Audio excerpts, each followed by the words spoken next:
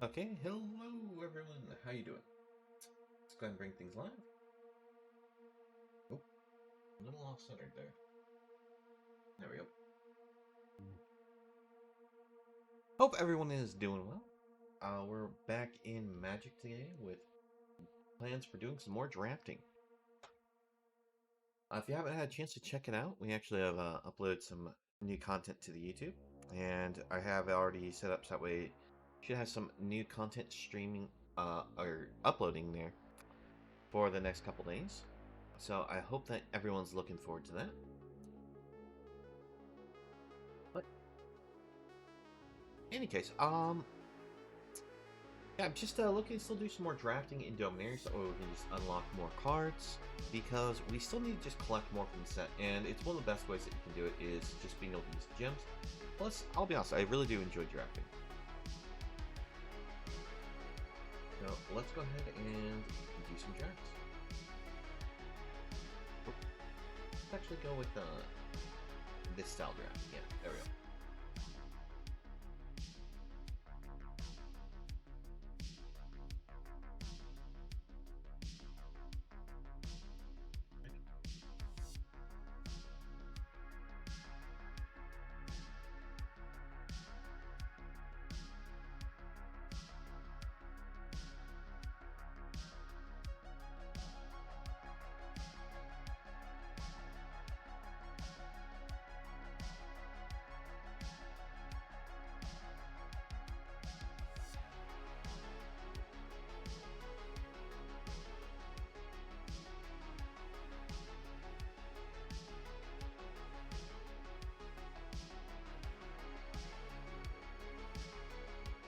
Alright, from the open, we managed to get a Flame Sage, which we've actually had some positive experience with in the past.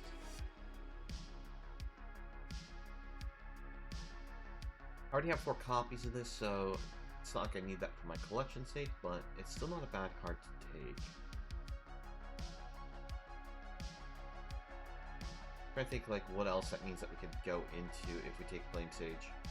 Last time we did it, it worked out really well. We were in like a red-green like pump shell. They had a small splash of black.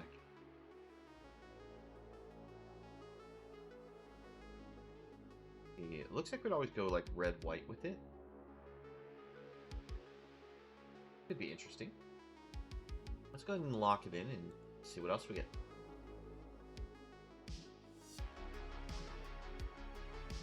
Let's see, Warboots are actually really solid. Not really seeing too much else here that I'd want to grab.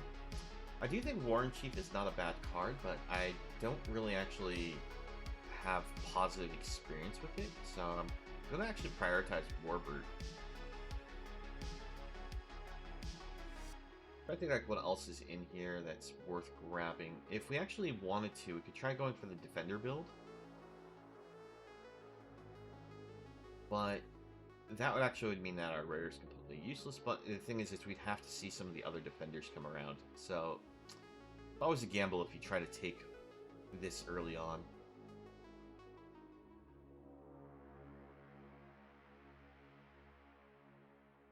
Iconoclast. I actually really like the grab here, because I think this is one of the strongest 2-drops that you have in the format, because as a 3-drop, it still plays the curve, and late game it's still not bad also, because you can kick it for that haste. So I think we'll take that. If I wasn't going to take this, I'd probably take the Kavu. But we'll go with that. Due to running Flame Sage, I will probably take up some of those pump spells that do the first strike, but would prefer to get the ones that add trample. Let's see here.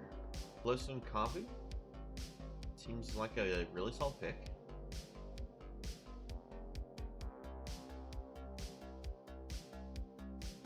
Seeing like what else is in the pack though. Not too much else I'm really hoping to wheel back around here. I mean, Gardener's not bad, wouldn't mind getting that. But I imagine that one's going to get picked, and what's going to wheel back is going to be, I think, one of the worst cards in this set. The only nice thing about it is a 3-2 for 2, but the fact that you have to lose 2 life, it's a very steep cost.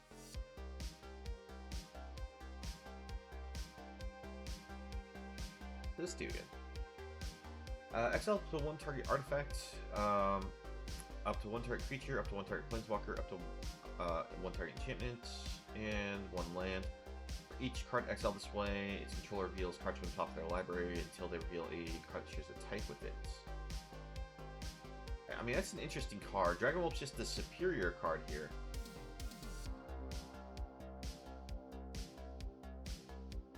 Problem is it costs 6 mana. So that's a really steep cost to try to get to the board. But it does lead for some interesting potential, like, gameplay if you were to try to play it, but and its chaotic, you know, nature, it's going to be hard to actually play it in a way that, you know, be consistent. Alright, let's grab a Warbrew.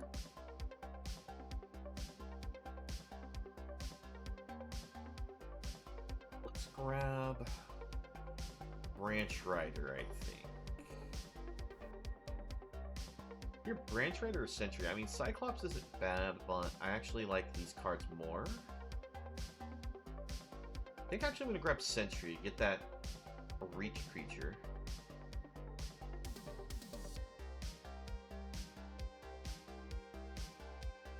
Colossal Growth, that's what I was hoping for. I did actually see a couple of the wall guys go around, but none of the ones that are actually in color for trying to do the wall deck. I think we'll grab Strike Team here. We may splash for that white to be able to kick it. Maybe not. With how we have things built, Molten Monstrosity isn't terrible. We'll walk the Bellow. Real Possibility could be usable. The reason why Thrill is playable is we could actually play off of Flame Sage and still try to draw into something useful by discarding like extra lands we may have in hand or other cards that just may be dead at the moment. Not feeling either of these, but we'll grab that for now. I don't know if we'll use Thrall, but we'll put it down there. Another Flame Sage. Is it worth trying to go for another Flame Sage? I honestly don't think Flame Sage is probably that strong to grab again, but we're not in white. Otherwise, I'd say we grab Dawn's Light here because it's amazing. We could just go for Outrider and then start focusing on getting some of the mixed lands for the domain. Because we were talking about maybe splashing white into the deck, so Scion actually isn't bad.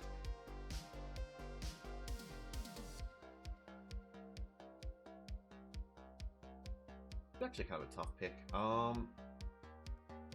Let's actually try going more in on... Yeah, we'll just go for another Flame Sage. I'm going to try to go more in on that Flame Sage. Let's see, with that plan... Oh, yeah, there it is, Colossal Growth. We want these.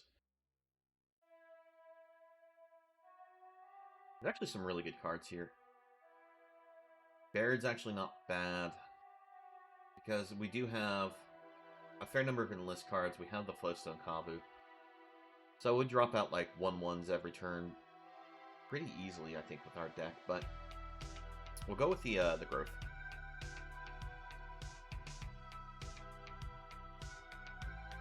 Another Growth.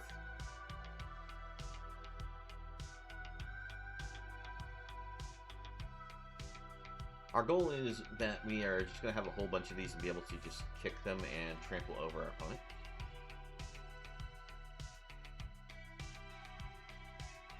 See here.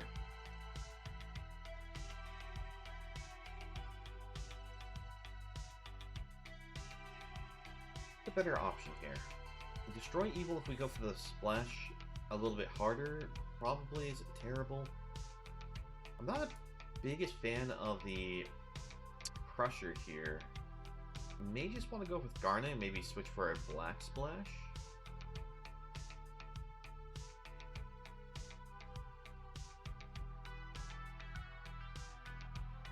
I'm gonna go with the Destroy Evil plan. Black Splash was the better option. Problem with this is if we actually do hit it off of Flame Stage, we'd still need the black mana for the kick.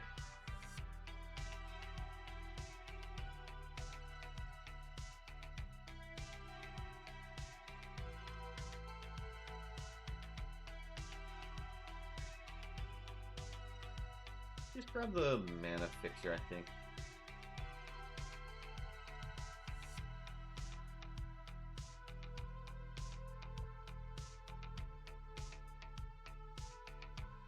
The Floodstone Infusion's not terrible.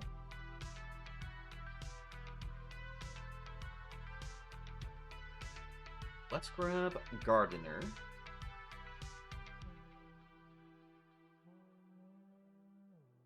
Battle Mage Captain. Oh, okay, never mind. We're going for a blue splash. I didn't think this would wheel to us, like, ever, so that is amazing. Let's take the Outrider. Now, do we take another Warbrute, or do we go for Shore Up here? Hey there, Ruscio, how things going? With the blue splash, I think I might just want to take the Shore Up. I'm doing just fine. We're just getting into some drafting here, so hopefully we will have some good luck here. Let's take the Mana Worker. Between these two, Axe is more useful, but I don't think we'll run it. Really, that isn't bad. Temporary Lockdown, not good for us, I don't think.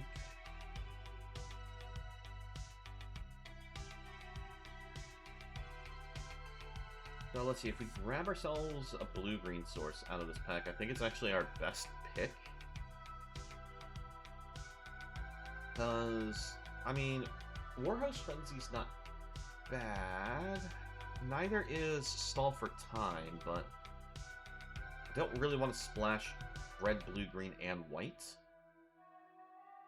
Bite Down's actually really strong. Let's actually take the Bite Down.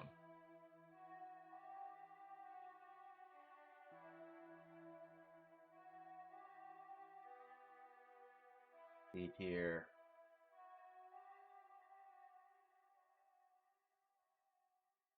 Purpose of Outrider, I'm tempted just to focus on getting the lands.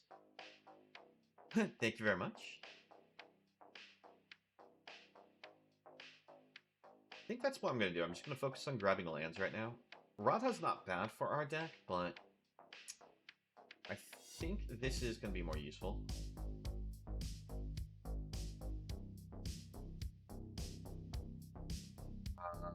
Don't really actually care for any of those, so we'll just go for another land. Actually grab a black-green source. So that way we can expand our domain here.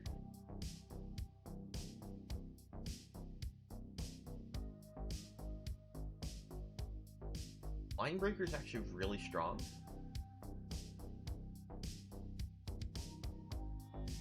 Just trying to think if there's anything else that we prefer. Illusionist is really good too, but I think I'd rather the Linebreaker.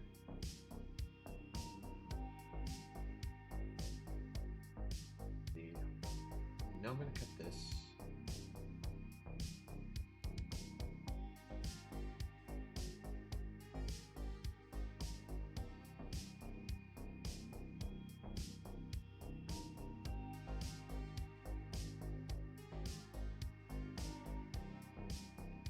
I think we'll just get the mana fixers. Luckily we saw a lot of lands wheel around here at the end, because we didn't have any of them. Take another Outrider.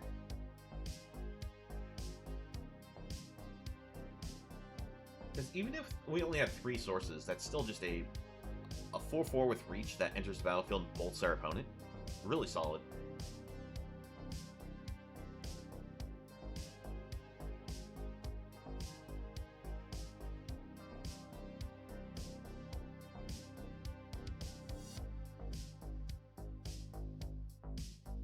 The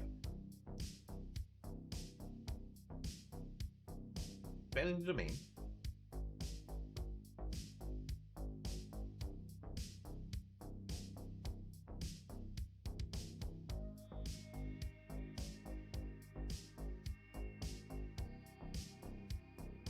Take the might.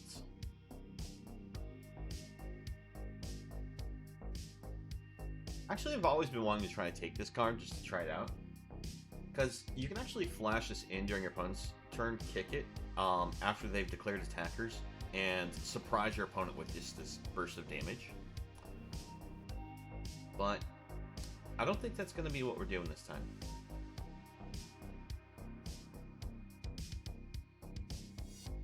This gives us our full domain plan here, so we'll grab that.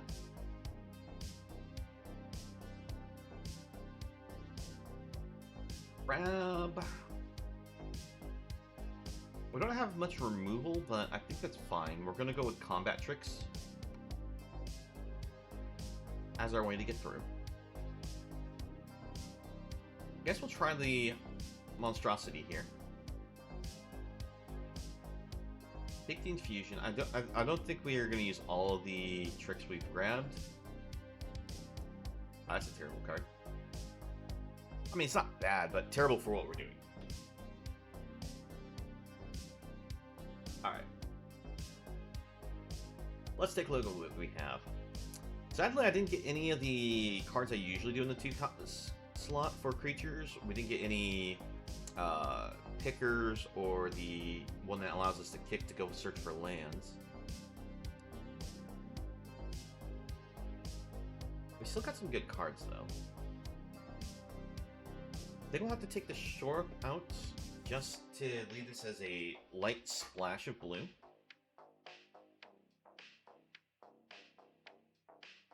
The fact that we have 2 of these Flame Sages means that we can potentially dig through our deck for all of these pump spells easily enough. I think we only need 2 Bellows.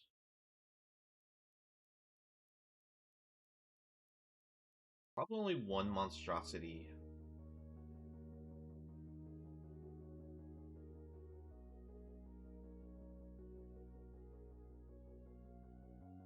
Gotta think like what else we can trim here.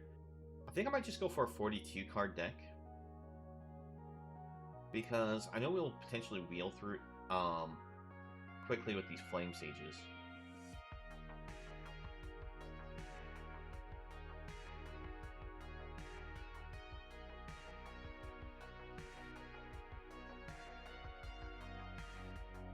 I kind of want to keep the full domain package for the purpose of Might and for the purpose of Outrider. And hello, Elsewhere Angel, how are things going?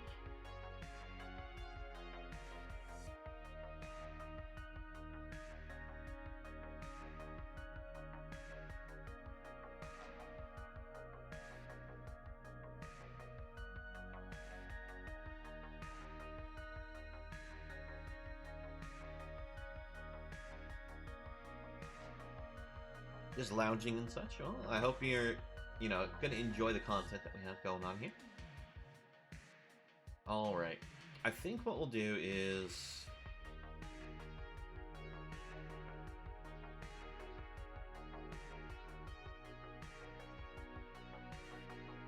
we'll trim out Thrill of Possibility and just run it like this. I'm going to go for a 42 card deck because I think Flame Siege is going to make us, wheel through the deck. Because we have 2 of them in here, and I don't want to not have enough support spells for purpose of Flame Sage. And I think that with also the Captain, if we manage to draw it, we're going to want all these support spells as well. But I don't really want to trim down the bodies, so we'll just go a little heavy on cards.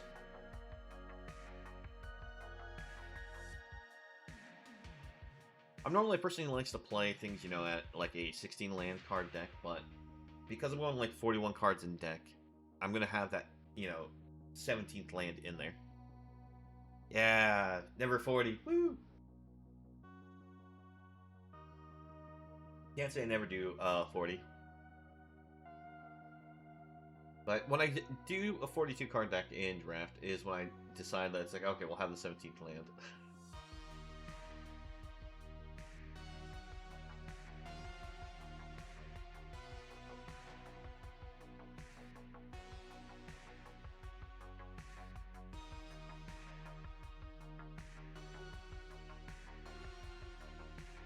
What did the game?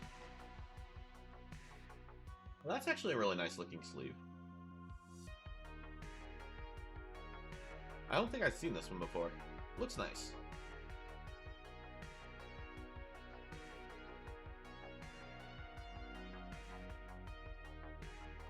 Get off the open. It's a bit slow here. We drew a few too many of the support spells, which is a little what I was worried about with this deck. I think I will take the mulligan. Okay, I like this hand a lot more. We'll keep this one. I think which card do we send back, though? I think we'll send the Colossal Growth. It's one of our best pump spells. But I don't want to give up potentially the creatures. Because Sentry's one of our biggest bodies. Go for Green Source.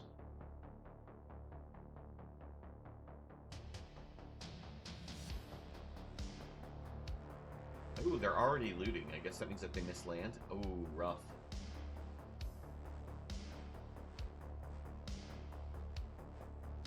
One of the reasons why I took that mole is because it was a 2-lander with all pump spells. They get a Squee. You know, I'm willing to take the trade against the Squee, since we already have more than enough lands. I don't feel like I need to keep that. Get ourselves a Sentry to the board.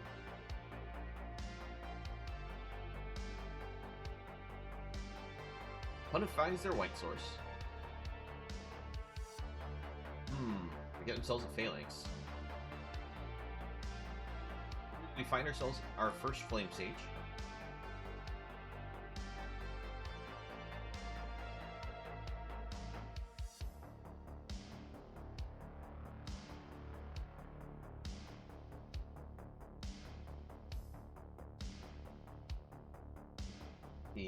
So that comes into play, gives them 2 life.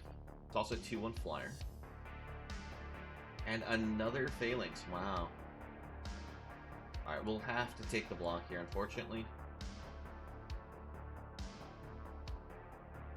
Let's send Flame Sage, see what happens. We hit a Bellows. They'll probably just get chump blocked by 4/1.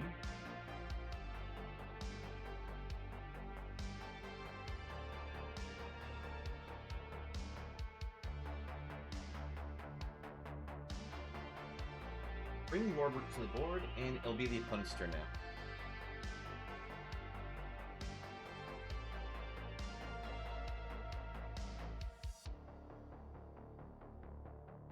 So I imagine they send both of these. Since they're not tapping out, I imagine they might have a combat trick here. I think we'll say no blocks.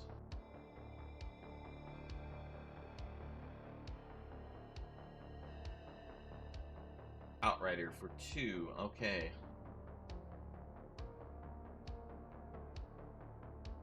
Man, this is not good. We flooded super hard here.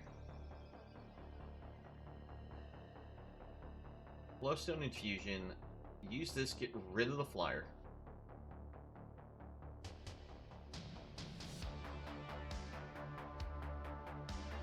Bellow. I guess we'll keep the Might.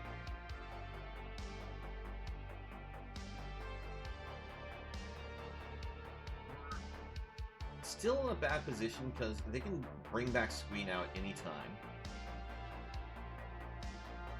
We're gonna have to take this hit.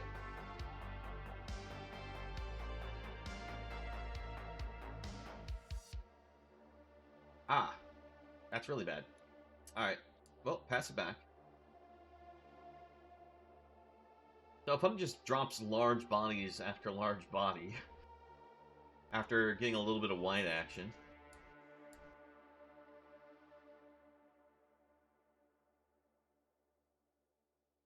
Let's see here. So if we actually block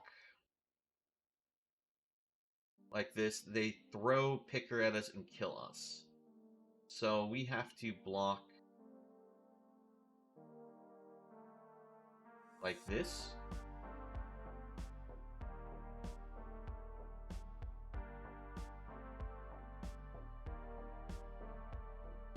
Probably see the indestructible combat trick for our opponent.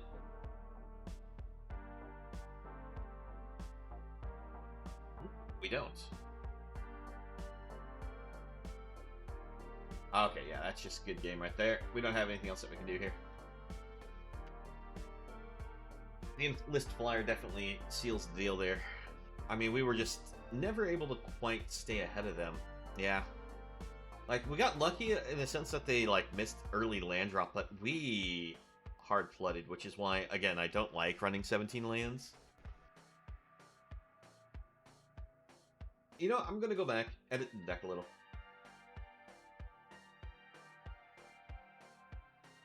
Let's take out...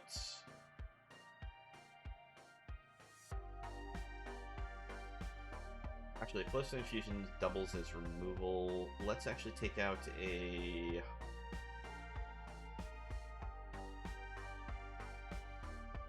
I think, like, what do we take out here?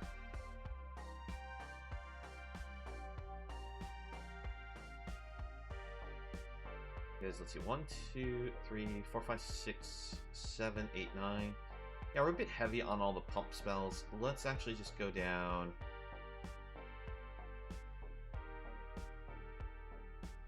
I actually am going to take out Infusion, because I'd rather keep the Might. And we'll trim one land. We'll make it a... green source. We'll run it back.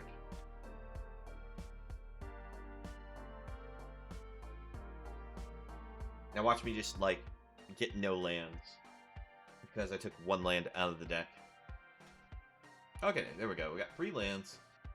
They're all slow lands, but we have most of the domain then for Might. Alright, we'll lead with the red-green since that's our primary colors.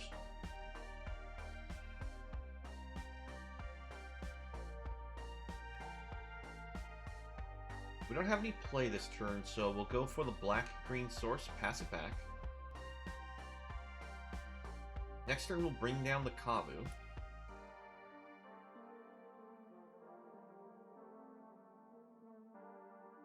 Still drawing too many lands, unfortunately.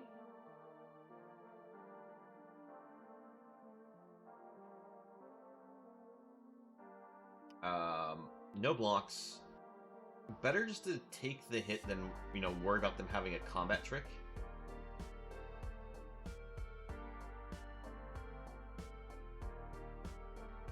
Go for Warbird. And pass it back.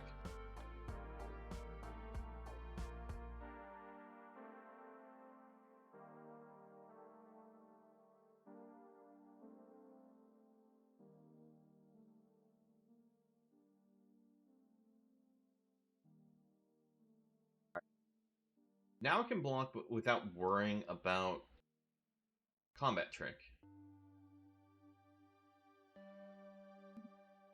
All the lands. Yep. We are more than what you'd consider flooded here. Pass it back to the opponent.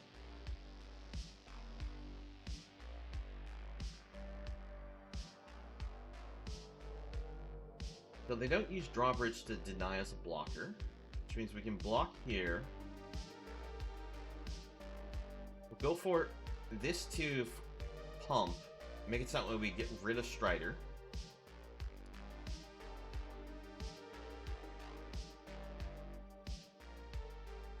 Alright, now they're gonna go for the arrest. Bit late on that arrest there, friend. You didn't save your creature. Holy... I removed a land! Apparently I didn't remove enough land, right?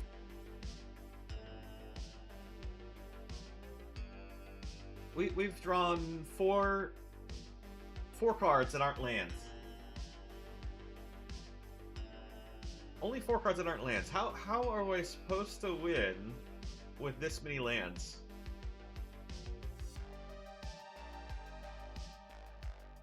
Okay, Dragon Whelp. That's a good card.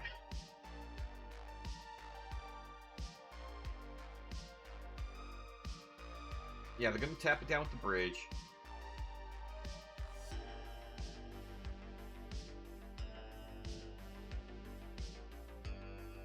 And the fact that we drew so many lands.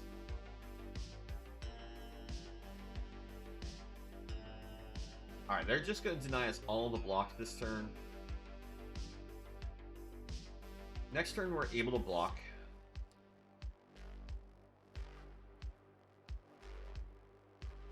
Not exactly what we were looking to draw here. We have to stay up on defense. There's too much of a life disparity to try to say we go for attacks here. 1, 2, 3, 4, 5, 6, 7, 8. Yeah, this actually helps us a lot because it gives us 1, another blocker, but 2, another creature that can block the air.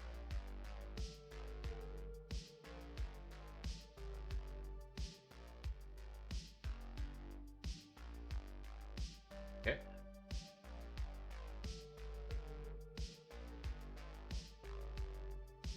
Hadi Jin is just a 0/4 since they don't have any spells in their graveyard yet.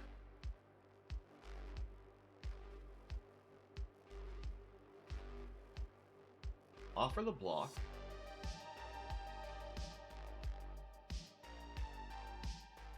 Go for this no pump. Oh, you stupid auto tapper. Why would you leave a black-green source open when all I have are red activates? And a red spell? Why?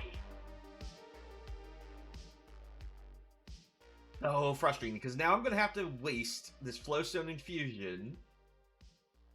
I actually can't even kill it now, because I can't even go activate... Oh my gosh, Auto Tapper. I absolutely hate its priority system. Yeah, and now I get another growth.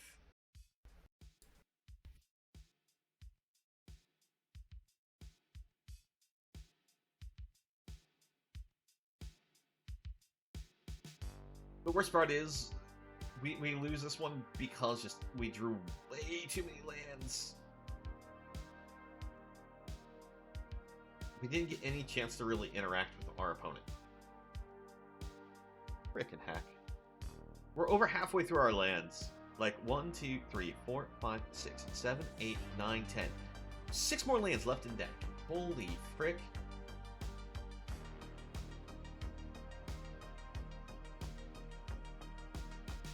Opponent only draws 7. We draw our deck as land.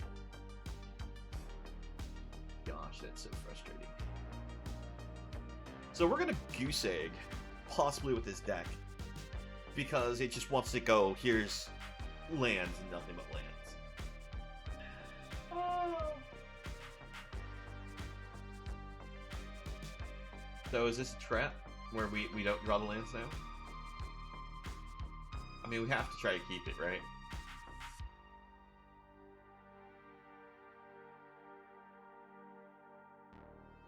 Alright, Splatter Goblin for our opponent.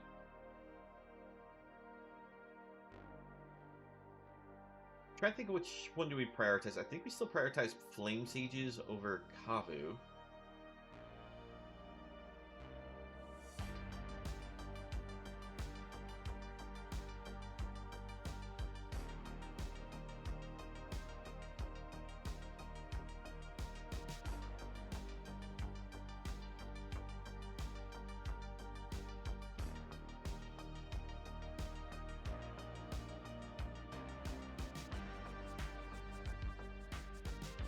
Force the pump.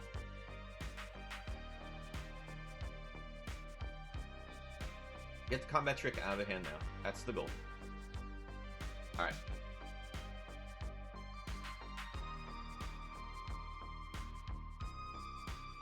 Sadly, we don't have the blue mana for Battle Mage right now, but if we can get this to the board, actually it's going to work out really well for us.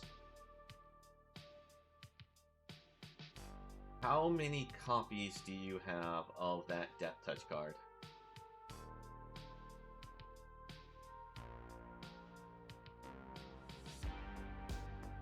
Okay.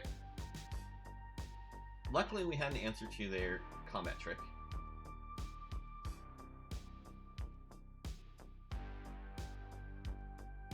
Attack in. Sadly put Mana Worker on the bottom, which would actually give him the blue source for that, but that's okay.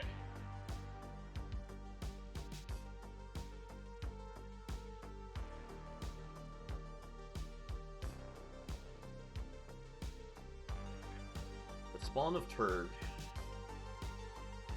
Not too much of an issue with Turg.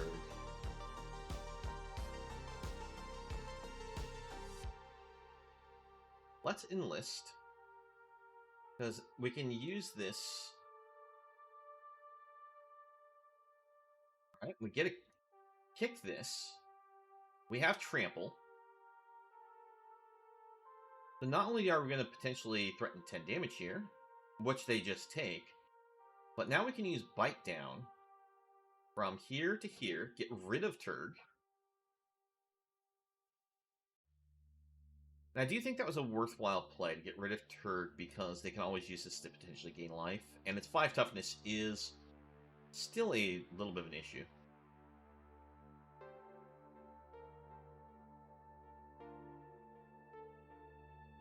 Enlist. We should hit a pump spell again, because, 6 power.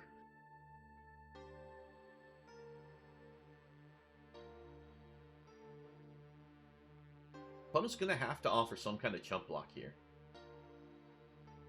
They double block. And with that, we just bring Convo to the board, and we'll just wrap this one up.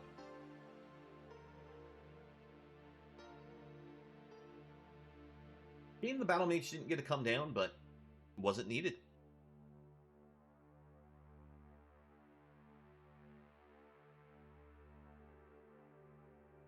Yeah, I mean, hey, we have to eventually get a hand that doesn't just fully flood, right? And it was still trying to flood us. Oh, man.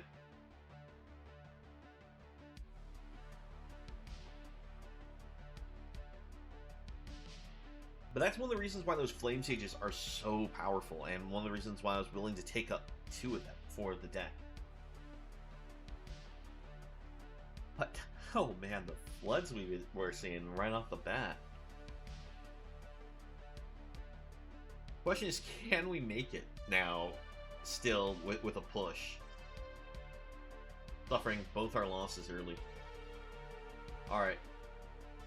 It's a little risky keeping this.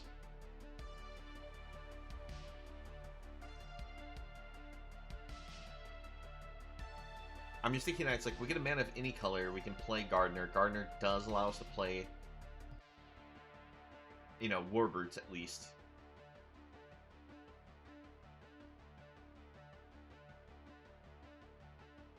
I think it's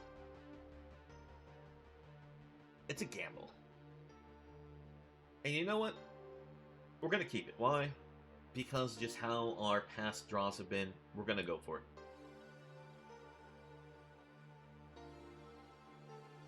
Alright. Get the black-red source, which is great for the Outrider, because domain.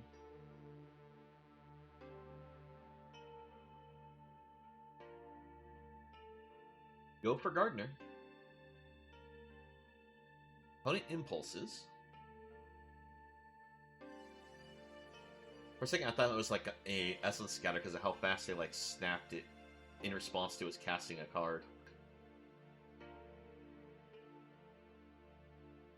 Well, we'll still have to wait and see if we actually truly get punished on the lands here, Ruscio. Because, who knows, maybe the next, like, 10 draws are, like, more lands. Alright, looking good.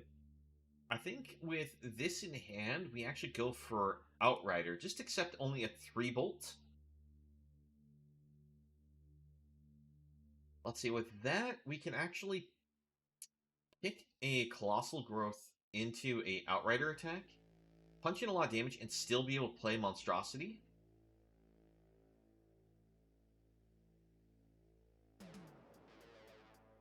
The great thing is we can attack with both creatures and still have that 1 mana. So, oh wait, no, we'd have to.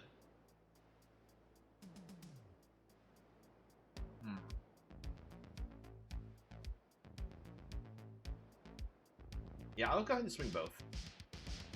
Let's get rid of the Rager.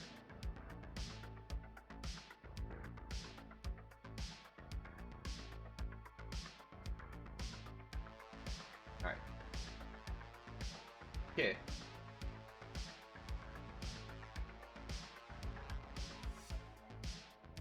And play Monstrosity.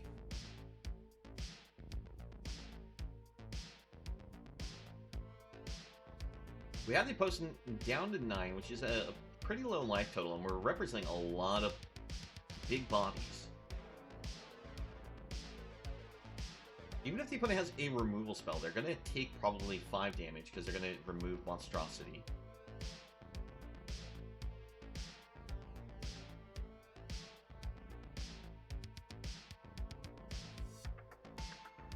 Drag to the bottom actually still makes it so that way we do 5 damage to them, but well done, opponent. We'll get in for that 5. Or not. In that case, we'll bring Warroot to the board.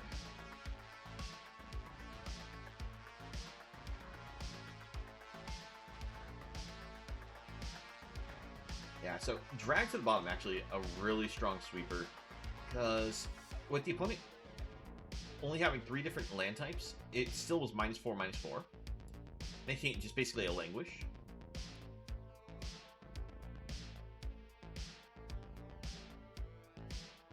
Let's go ahead and send this. See if the opponent's got some kind of combat trick they're going to use. Or are they going to take the 3?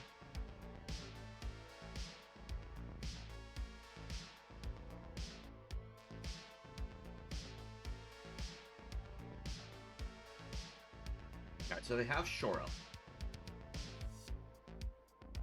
We'll bring down another Warbird.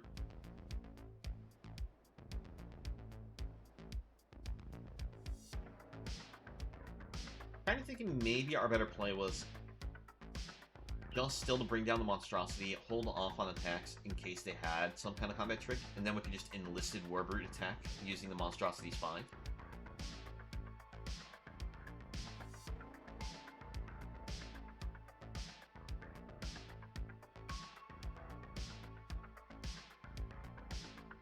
Go for Monstrosity. With the opponent not playing anything, I'm worried about more combat tricks. Alright, Counterspell Magic for our opponent. I'd rather have our own combat trick, so that way we can maybe push in a more devastating attack. Because our deck is full of combat tricks.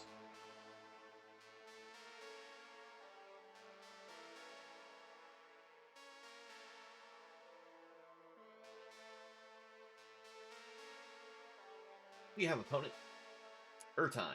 Okay, so we're gonna get a redraw. Man. See, what did I say here, show? We may still get punished on lands. Oh man, all these draws have just been lands. 1, 2, 3, 4, 5, 6, 7, 8. Yeah, we're already up to 8 lands. 1, 2, 3, 4, 5, 6, 7. Oh my gosh. And the worst part is we didn't hit a blue source.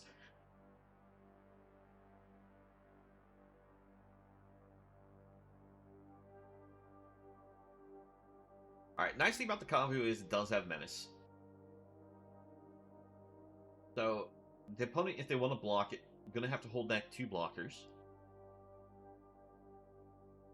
It looks like they're going to try to race us. Our Kavu can strike for 4. Oh, that's bad. Let's see, what do we draw? Well, we get the island, so we can play out Battle Mage.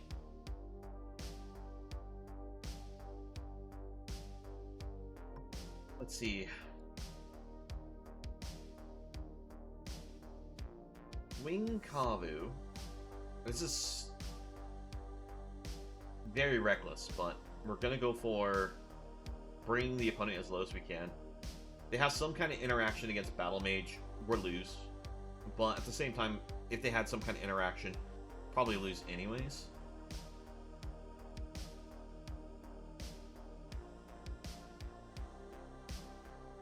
They can only activate this sacrifice ability as a sorcery.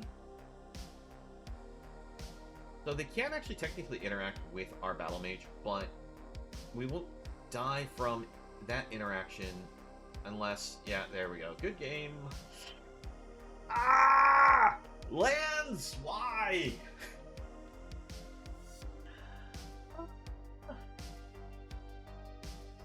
We lose a life, by the way, here, bringing us down to 7, and then they attack and get us dead.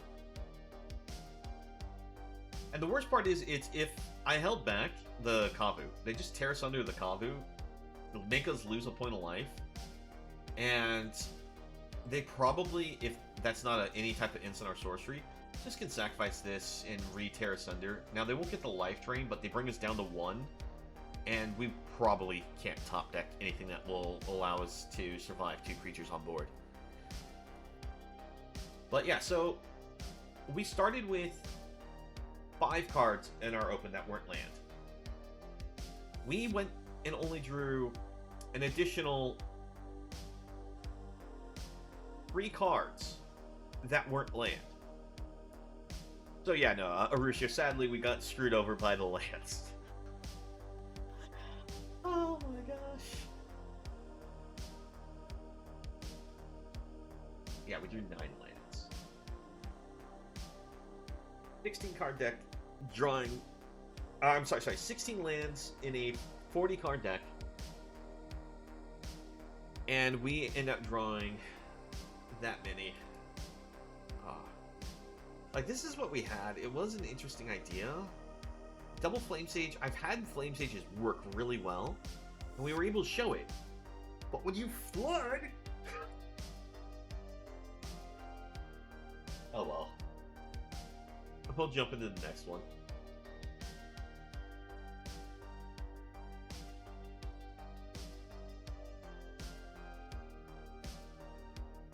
Right. New table. What do we get?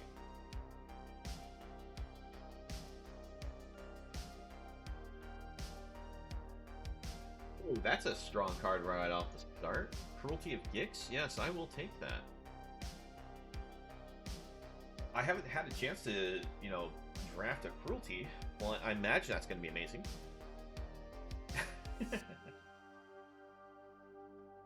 Man, so... there's actually a lot of power in this pack. Holy crap. We have Cruelty of Gix. We have the Mossbeard Ancient. We have Wrath, Talarian Terror, Lightning Strike. This is such a fire pack. Oh boy.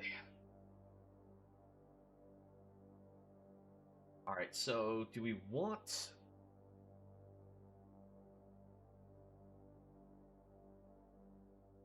I think I want Rana's Vortex. Or Rona, depending on who you ask, on how it's pronounced. Not sure what the pronunciation is really supposed to be for it.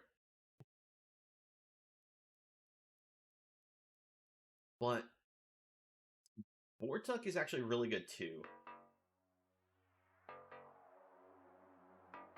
Question is, do we want the removal or do we want the recursion? Both are really good cards.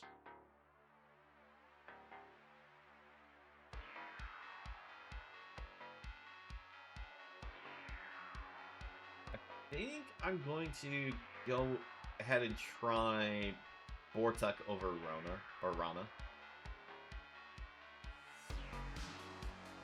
Really, so many passes on Spell Thief? Spell Thief actually worked out really well the times we played it.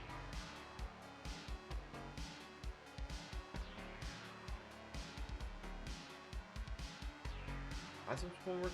May sacrifice a creature if you opponents discard a card, return a creature from your graveyard to your hand.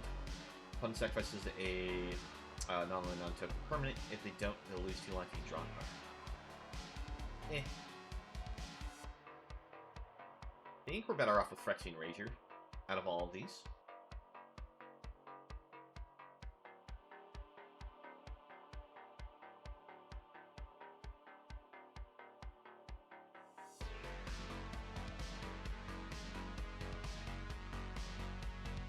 Let's try Joint Exploration, I guess.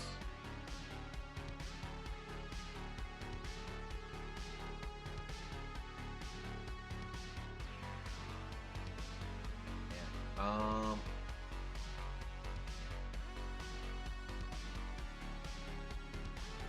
Badger, I guess. Oh wait, no, actually Prodigy, probably better.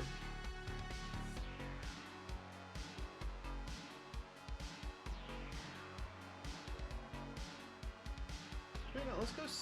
Yeah, Prodigy. We'll go Prodigy.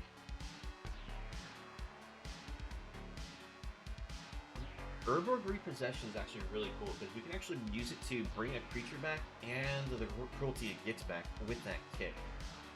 So let's go ahead and try that. Now we just need some kind of bomb to be, like, making it worthwhile. Stronghold Arena? Oh man, I kind of want to take it just because it's such a cool card.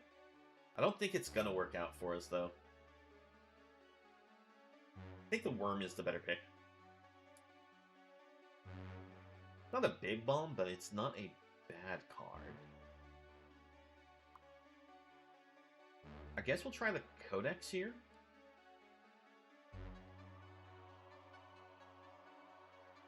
Not big on getting another Worm, but we'll grab it. The reason why I'm not big on getting another Worm is just because we're already so high on our mana costs. I only would want 1 Codex, so no extra Codexes. I guess we're going to grab this for now.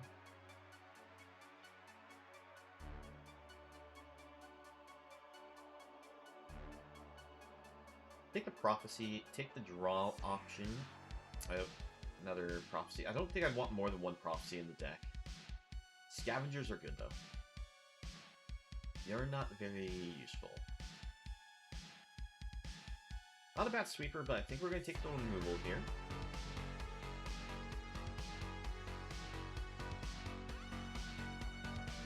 Feels like we went to a color option that's unfortunately not getting represented in the packs here. But this is our 3rd Codex we've seen. That's surprising.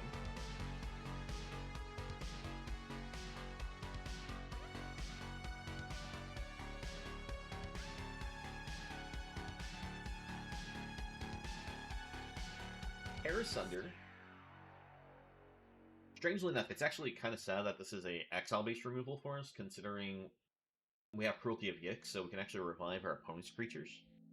But we'll take that.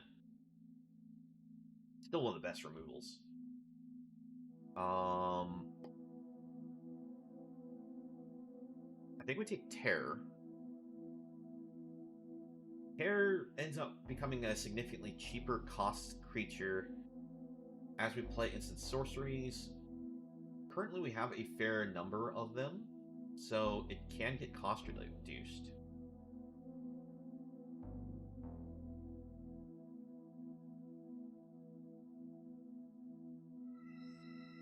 Do we want any counterspell magic, or do we just want to get another Prodigy? Sojourner's not terrible if we go full in on Domain. I've never been the biggest fan of Sojourner. They're not bad, they're just not my biggest go-to card.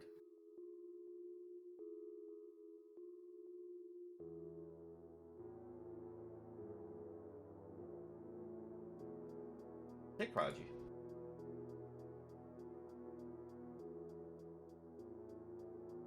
Academy Wall is actually pretty good at buying us time. And the loot ability is pretty good as well.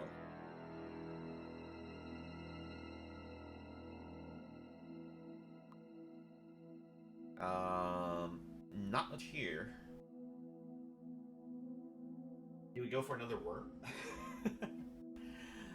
Oh man.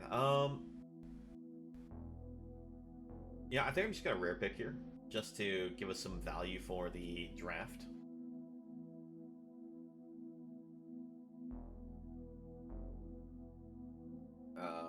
Not caring about most of these cards. We'll just take the rare.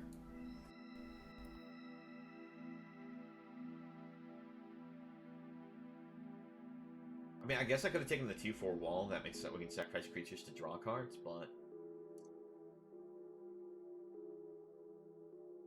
I don't know about that.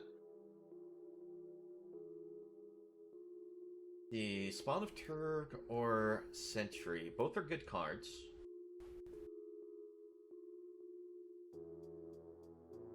I think I like the Sentry pickup more.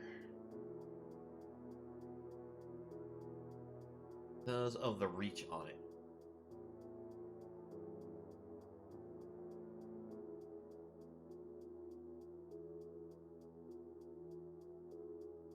Take the Gardener. Mana Fixes gives us the Death Touch body. Prodigy out of these. Don't care for these in general. I already have an extra Prophecy, so we'll just take away the card nobody wants. I don't think we'll run Scorn, but we'll grab it.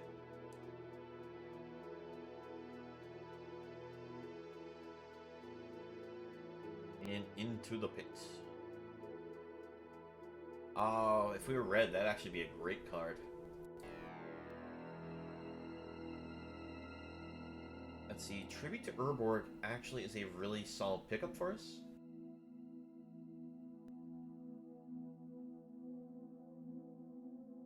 I'm just kind of worried about not grabbing any of the lands for the domain, since we do have domain cards.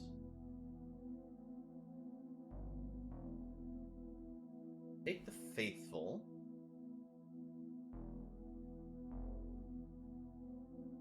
I still think we take this out.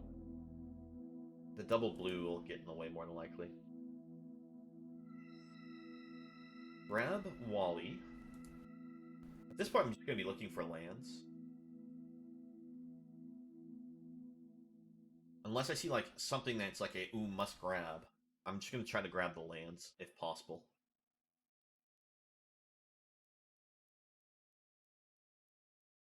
I would like to grab the Espionage in all honesty, but I think that one will probably wheel back around. Taking Ridgeline just for the purpose of giving us more of that domain.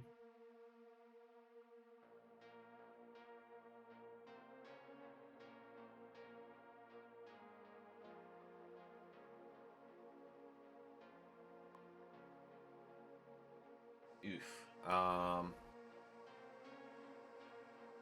Let's see, Vivisector, probably the best pick for us, because we already have 2 worms. Don't feel like we need a third one. We already have a Repossession. Shadow Prophecy, we already have extras in here anyway, so yeah, I guess that's the card we grab.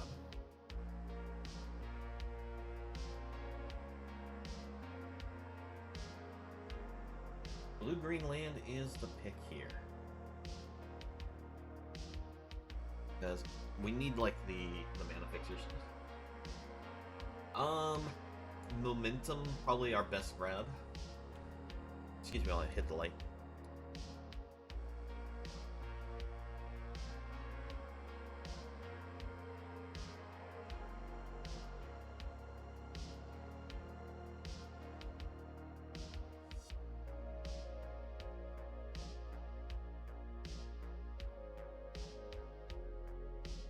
I was hoping this would possibly be for the for the 5th color, but we'll still take this.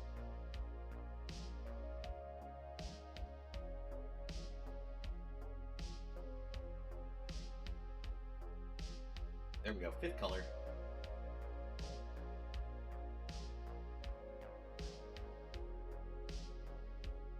Get the espionage.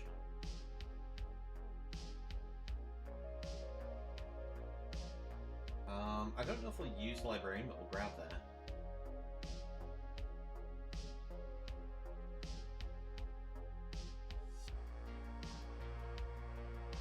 Actually, that looked good last pickup.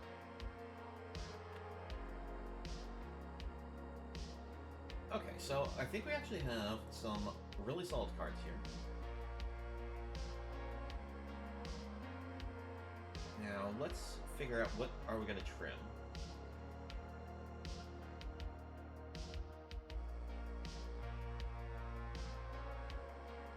Yeah, I think we can trim a Prodigy.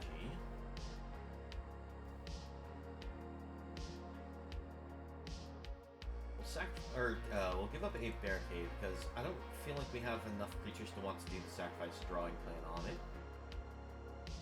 Give up Prophecy because I'd rather just run Espionages. And... Alright, yep, here we go.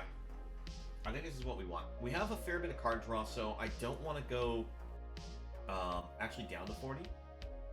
Because I definitely want 17 lands with this build.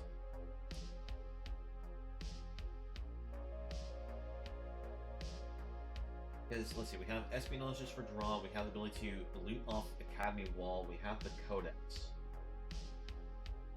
So, yeah, here we go. Let's give this one a try. The fact that we got a Cruelty of Gix right off the bat seems really good, but I'm not too sure how much this is going to pay off.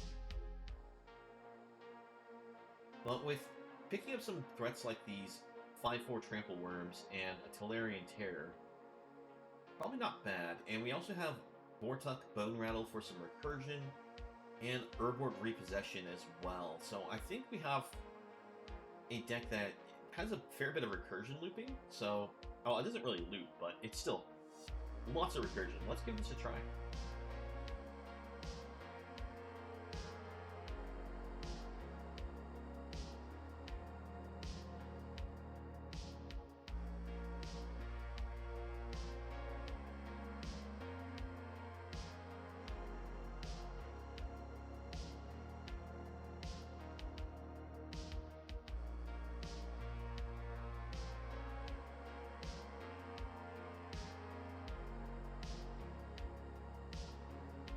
I think this should be good. We'll keep this.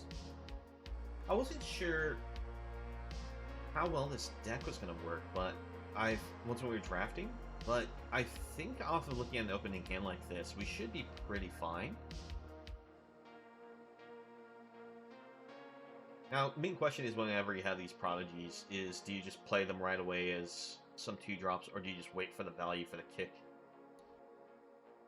I think we'll just play the first one out.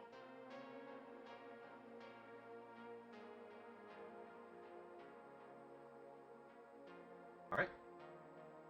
Opponent hits a Beast Caller for their draft, which is such a strong card. If you're not familiar with this, it's whenever they cast any creature, you get to put a +1/+1 counter on it. And if it happens to die, you can move those +1/+1 counters to any number of target creatures to distribute. Alright. Scavenger.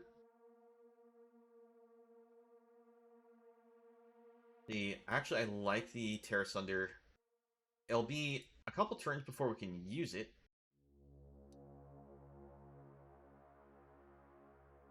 Uh-huh. So we're going to take some beats from this Beast Caller here. We'll offer Prodigy in a trade here. Take a little beat. Get a Rager to the board. Pass it back. Now we can use Terra Sunder, get rid of Beast Caller, and since it's going to be an exile, they don't get to place those counters on their other creatures.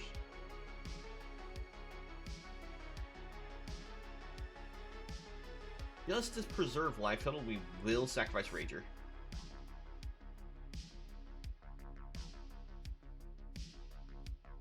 They're going to scout the wilderness. Going to give them 2 1/1 tokens because of the kick. But that's fine. Since they're mostly tapped out, I'm going to take a risk. Alright. I say it's a risk because they could have had Shore Up that they could have played off the Gardener. But that was the closest we're going to have them being tapped out. Oh, geez. Really? Wow, opponent. That is painful. Alright. We take the 1. Go for the worm. And it's going to be the opponent's turn. I think we're dead here, aren't we? Because we can block. And... oh no, we're down to 1. We're basically dead. Oh, jeez. We hit Cruelty of Gix, which doesn't have any ability to save us here. See, we could... I'm trying to think, like, what can we do? We do have a card that does give us life. The Recursion spell. But, in order for us to draw, to play it, it only gives us back 2 life. So, we'd still be short, also, a mana, to be able to do this and hold up Tribute. Because then we could, you know, play this, block, Tribute, kill, and then gain 2 life and still be dead. Yeah, no, doesn't matter. Good game, opponent. They hit such a strong line of cards. Oh, man. I thought we had a decent open, but... the opponent with the... Beast Caller off the start, and then, you know, curves into a migration that happens to have 4 domain. Yeah, that's hard.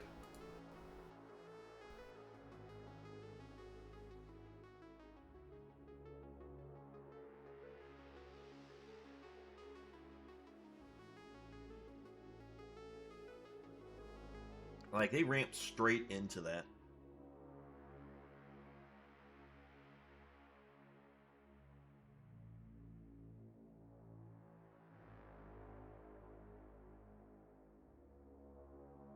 Honestly, not sure what I could have done differently that would have made it so that we could have survived. I guess I could have gone for a trade, kill off the creature earlier.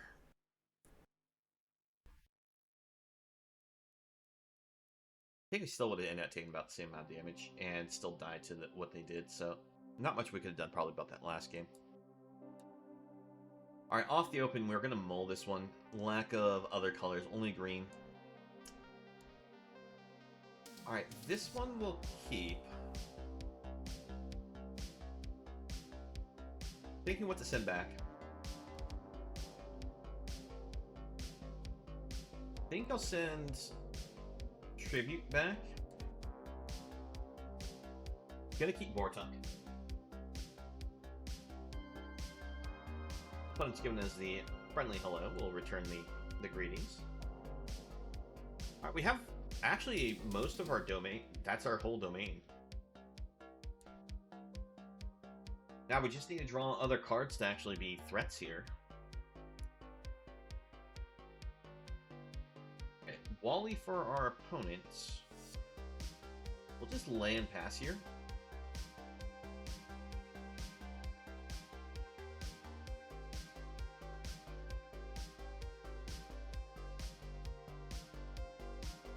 Alright, they're just going to pass it back. Bit of a staring contest at the moment. Go for Sentry. Pass it back.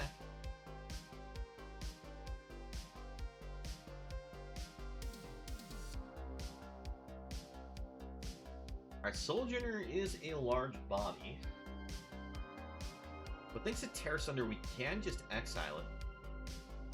I love the fact that they didn't bother trying to kick that.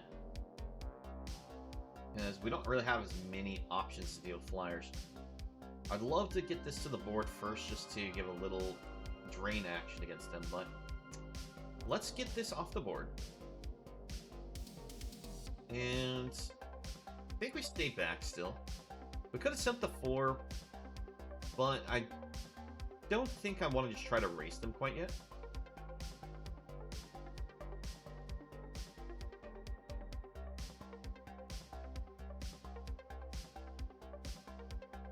We're technically down on the cards compared to the opponent.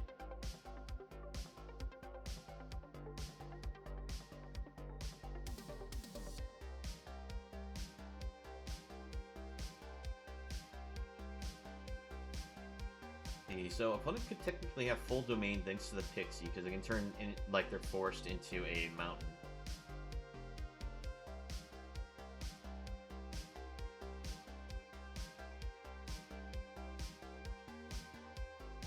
If that's the case, that means that this card can get themselves +5/+5 at any time. They silly Gardener though, having Death Touch, they have a solid blocker.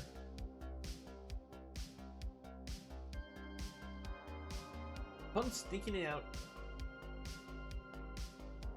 Alright, another land, another Sojourner. That's kind of rough for us. We hit our Root Walla.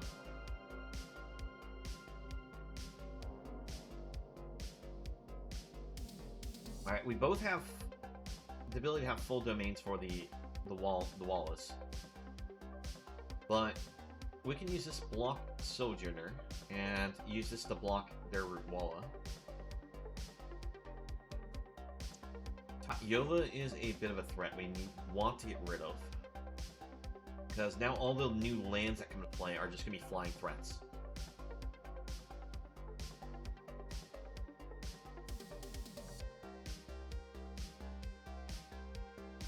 I don't have double black. I think we still go for this.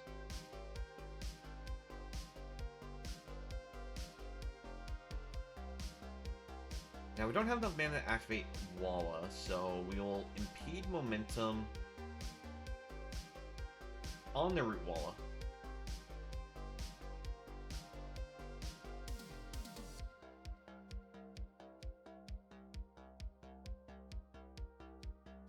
Five for trample. It's good, but I think I need to get something else, because I can't get through the Sojourner with it.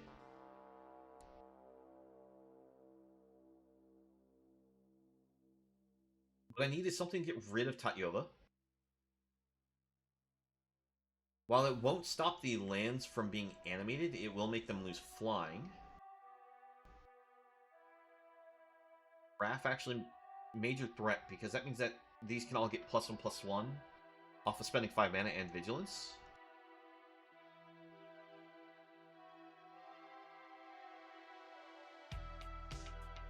We'll take the hit. I don't want to offer the double block because they can kill Sentry and then we won't have any blocker for the air.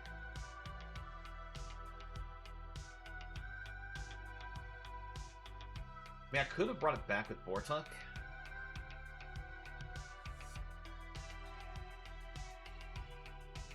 Alright. Opponent's turn.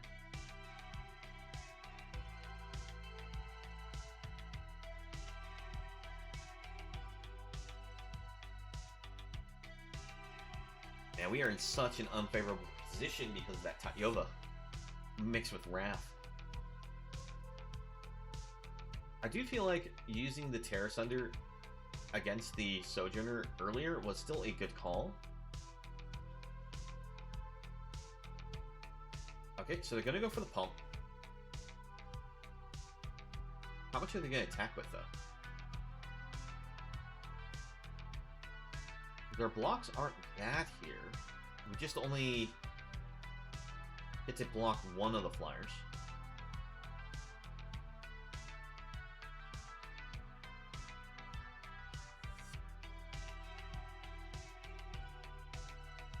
Bribe, what do we find? Land, not what we're looking for.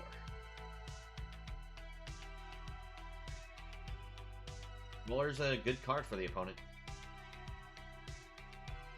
And we hit another land. Well, that's a problem. Alright, I'm gonna hold the land in hand because we can, you know, discard 2 lands to the Faithful here for their effect.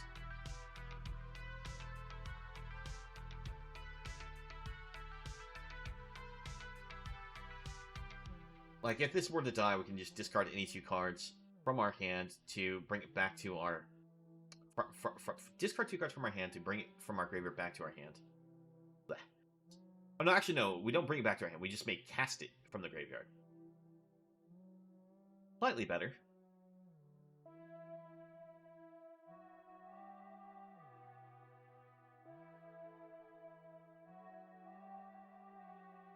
Let's see here. No tax. Pass it back.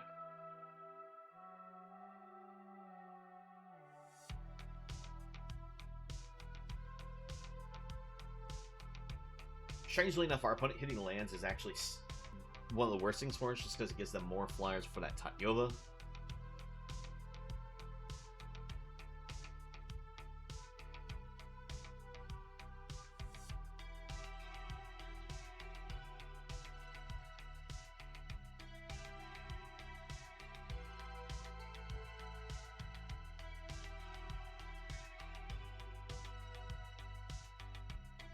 The only thing that's actually kind of bad about Bone Rattle here is that the domain effect on it is only if we cast it.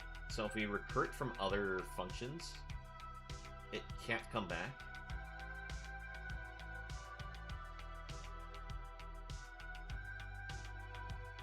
I'm gonna offer a double just in case the opponent has some kind of pump spell here. I know they can always just activate Wrath in response just to still make it so that way it can try to survive if we only block with the Faithful.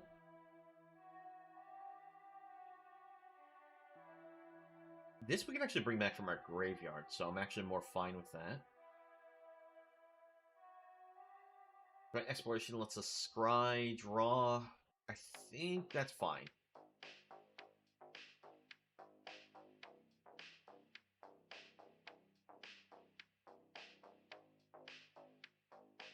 So I'm going to assume the opponent didn't hit more lands. Because I think they would have just played the lands. Oh, okay, so they have Repossession, which actually lets them add a land back to their hand. They're just trying to get the extra value off of the creature dying. I think we have to just go ahead and go for this right now. We need to find that removal spell. I'll say that, but Terror's really good. How much is Terror going to cost us? 1, 2, 3 off of it. I think we have to put Terror on the bottom. New browser. There we go. We'll keep the Prodigy because we can pick Prodigy. Try to find what we need. Didn't find it. Boy, what's the best card here? I think it's going to be Cruelty of Gix. Because we use Gix to reanimate after blocks. Pass it back. At the moment, we're just relying on Sentry to keep the air safe for us. The only issue is if they actually do kill our Gardener, we are missing our double black, which is needed for both our removal spell and Cruelty of Gix.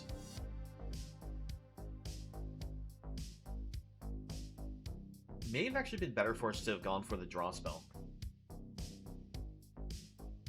Because we could have played the draw spell for 3, and we still would have had the 5 mana to be able to go destroy on Tatyova.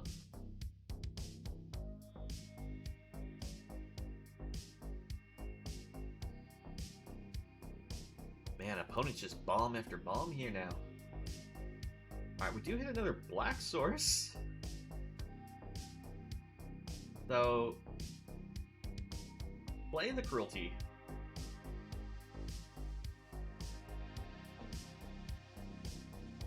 We're going to choose it to go on Chapter 1.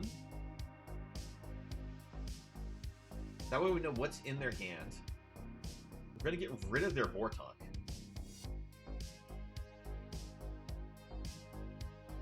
gonna pass it back. Chapter 2, we can use it to reanimate. I mean, not reanimate, but go find our removal spell. But we are sadly just dead here now, because this attacks and gives them all a +1/+1 counter. Well, almost all of them. All the important ones. Yeah, we move too slow. Really hard to win against a Tatyova that if you don't have removal for it.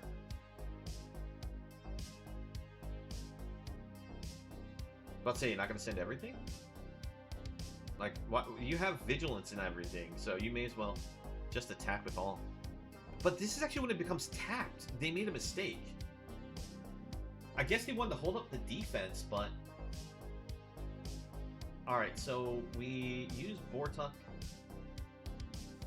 Prodigy, kill that. Block here. This... Actually, I take that back. These will block there. Block here. Block here. And that blocks all the damage coming in.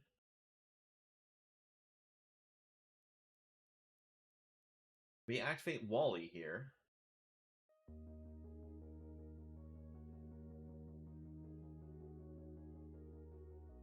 Unfortunately, we still take 8 in the air here. We're gonna lose. All this scrying doesn't really help us too much. Can't take that, because we're gonna lose 3 life off the next trigger here, so we're just dead in the air. We blocked the best we could, but... I'm trying to think, like, is there anything that we can get out of the deck that allows us to stay alive here? We sadly didn't get, like, a drag in our draft. If we did, that would work. That gives us life.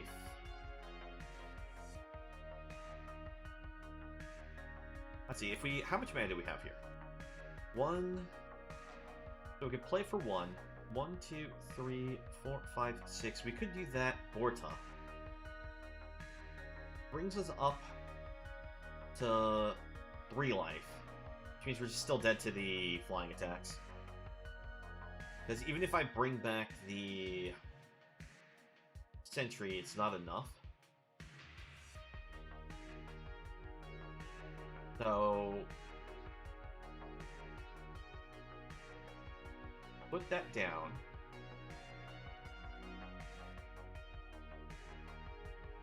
Well, that's the card we need to draw for getting rid of Tatyova. So what do we get off of the Cruelty of Gix here? Because if we kill Tatyova, we're going to get 3 life back thanks to Extinguish the Light. Yeah, I'm being stubborn. I'm going to try and see if we can survive this. Because we do have a full tutor here. We're going to cost us 4 mana, so we're going to have 1, 2, 3, 4 mana. Just no black sources.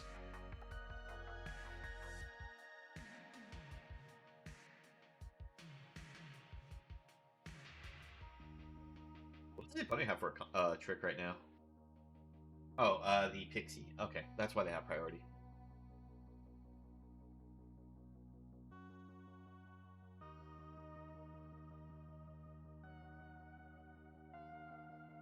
Hello, buddy. Okay, there we go. So, how much is this going to cost us if we go for Terror? I mean, I don't think it's going to be the right answer, but...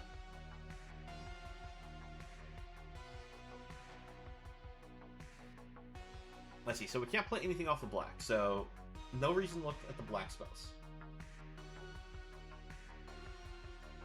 Terror is going to cost us... We have a reduction of 1, 2, 3, 4. That'd give us a 3rd blocker. With this dead, that means that we can block these, but we're still dead just because Pixie Illusionist Wrath is going to be 4 damage to us. So is there anything else that gives us a better block situation or answer to the board? Doesn't really look like it. So I guess we'll just grab tears, see if we can force our way through this.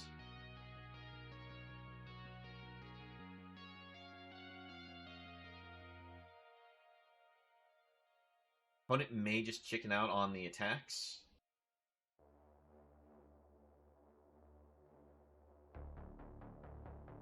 Not realizing that they have lethal. It's the only thing we can hopefully do is just trying to see if the opponent notices they have lethal. If they play to the board, they don't have lethal anymore. They play... Oh, no, never mind. That could still give them lethal because of the trample. Yeah. Alright, well, just for spite, we're going to kill Wrath.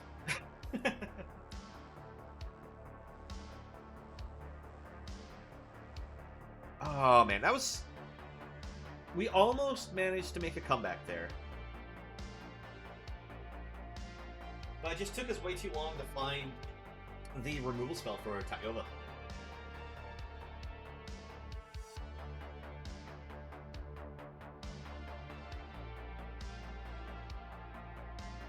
Yeah, we had 3 removal spell options that we could have used to kill Tatyova, and we'd used one of them early against the 4/6 Sojourner, which I don't feel like was a bad call, because we didn't know Tatyova was existing.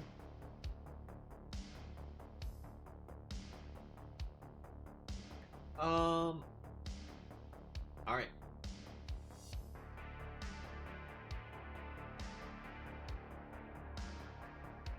We'll try keeping this. We don't have the blue source directly, but we can play Gardener on turn 3, and that will give us the blue for these.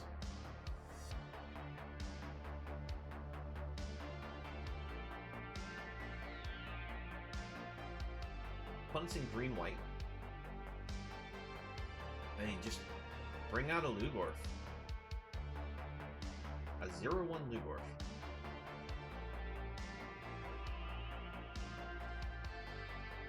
Well, let's go ahead and bring out a Gardener.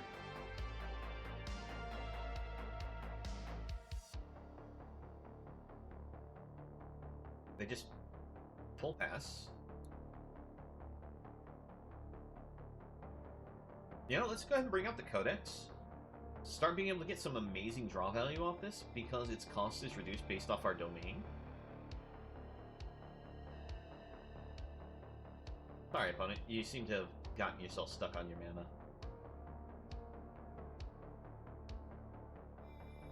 I'm gonna use the draw during their turn because this isn't sorcery speed.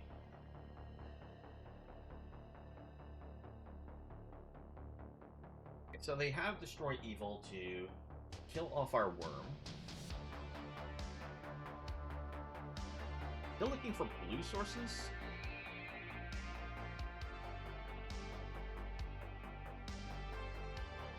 Alright, we'll just go ahead and draw now.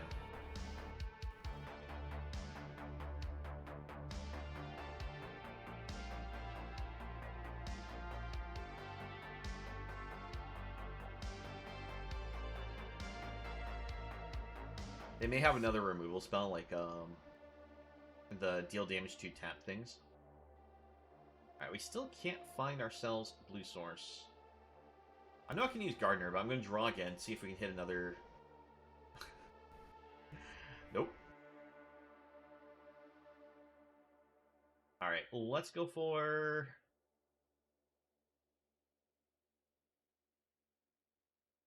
a kick here.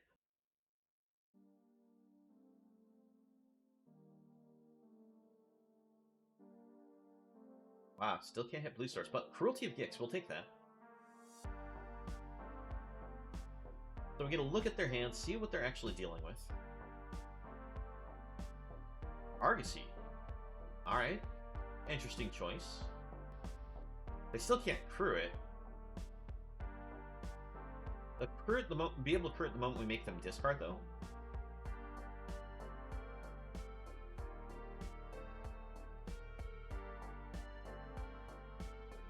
Let's see.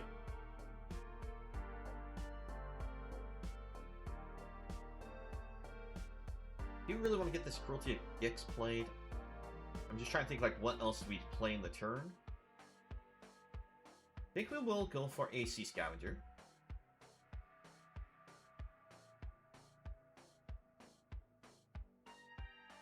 We'll take the Extinguish.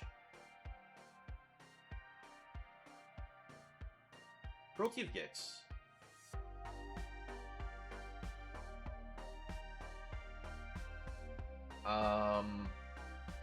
Yeah, they're gonna give us a GG there.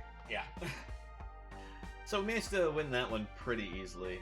Now, with the Cruelty of Gix, I was trying to think, like, what do we make them discard? It was gonna probably be Urtai. Because making them discard the Urtai means that they don't have that for removal anymore. And we can have it come to play, kill off the Goyf. But I think actually I may have still wanted to try to go for the Aeronaut. Because just how much value this could potentially give us. Damn, just seeing like what else they actually had. I mean, they had an interesting deck, but it looks like it's a little too greedy. Like, they are hard 4-color here. Oh well.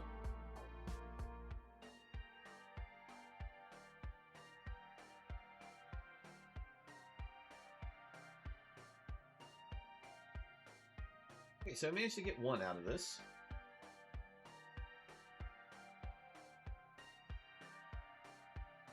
I still don't feel like we built a bad deck, but we're losing these cards at one. We just never saw opportunities to grab. Oh man, the Kiora. I'm not Kiora. Oh shoot, why am I blinking on the fish lady now? Anyways, case, she just ended out destroying us in the last loss we had.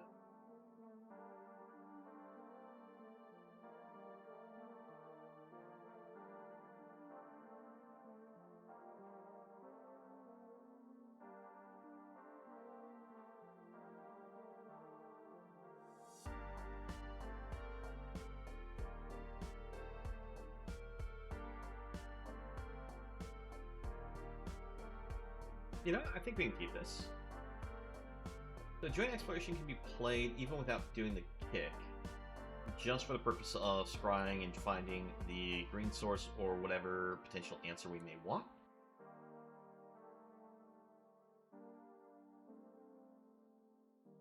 After that, we can set top of deck with Sea Scavenger. How many goblins are in this set? I actually forget. Let's see. Don't want either of these. We're looking for land. We hit a land. Second black source is important because of Extinguish the Light, as well as our other double black spells. Wow, opponent gets 2 of those? That's interesting. Alright, let's go for the Scavenger.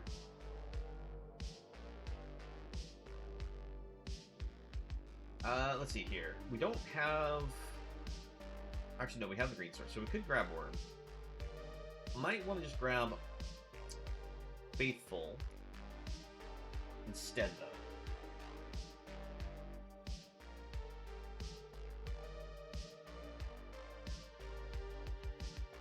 They attack me with both, we definitely give a block. Force whatever combat trick they may have. If they have no combat trick, we'll at least get rid of one of these Goblin Lords.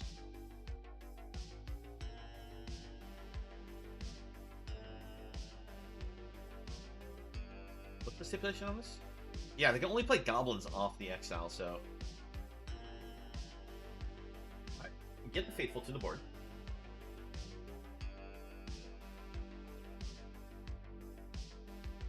Because the only Goblin I can think of besides the Horde Master is Squee off the top of my head.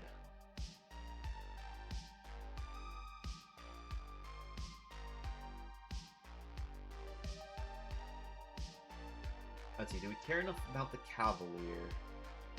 Or do we just go Espionage? We can give it a kick, make them discard a card. We either see that they have extra lands and they flooded and get them to discard it, or we get them to discard important cards.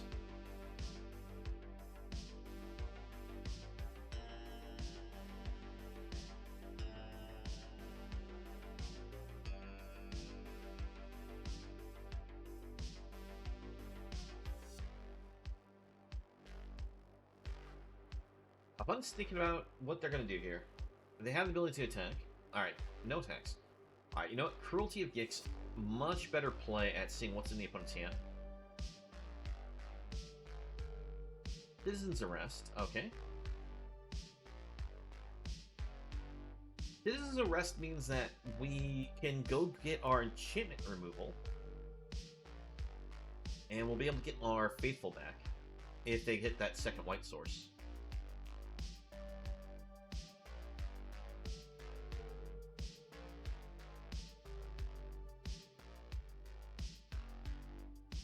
Just trying to see. There's nothing really that worthwhile to reanimate with Gix at the moment. We may just want to use Extinguish, get rid of Cavalier, or get rid of Kavu. So grab Terra Sunder.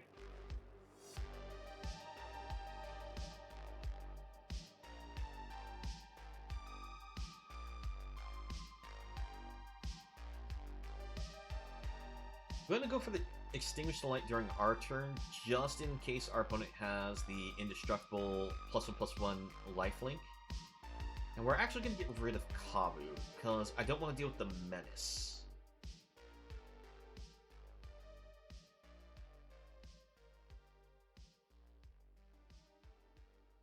This also does mean that we have a better target in the graveyard. I'm willing to swing in for the 3. I'm willing to take the extra point of damage from Horde Master here. And if they block, they just permanently lose a card. So, all the more reason. Heirloom for our opponent. Okay, so that gives +2/+1? Yeah, +2/+1. If it happens to be legendary, it attaches to. It gives it trample and haste, but not the case here.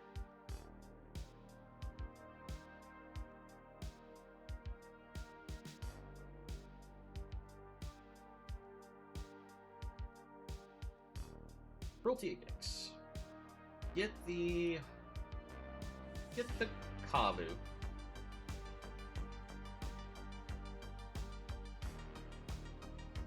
We can actually use Repossession, kick it, and that will allow us to get back Sea Scavenger and Gix.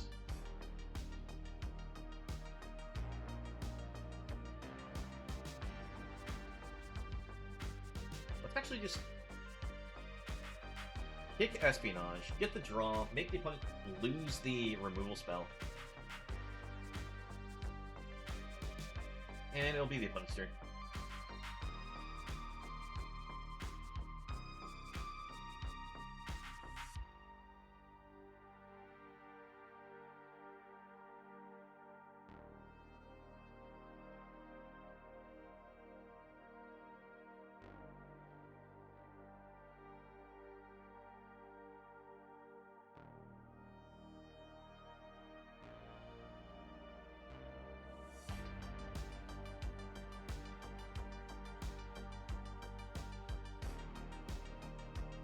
Let's see here. So if we kick this, get rid of Cavalier. 1, 2, 3.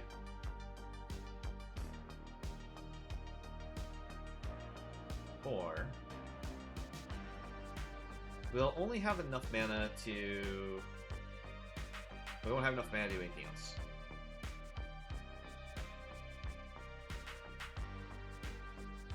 So I think we just go for Sentry here.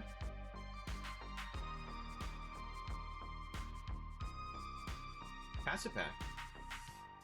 This will make it so that way we can block, kill Cavalier, and also use Terra Sunder to get rid of the equipment.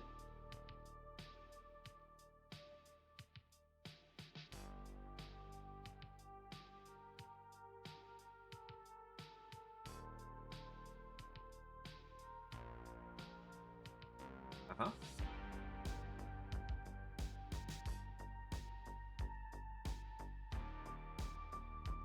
Block here. Get rid of the equipment.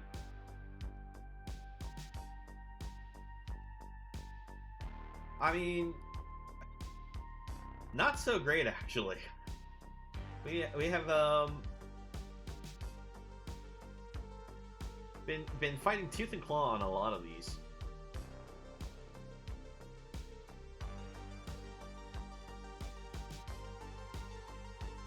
Okay, we've already used 2 of our removal spells, so Defile of Instinct could end us really quickly.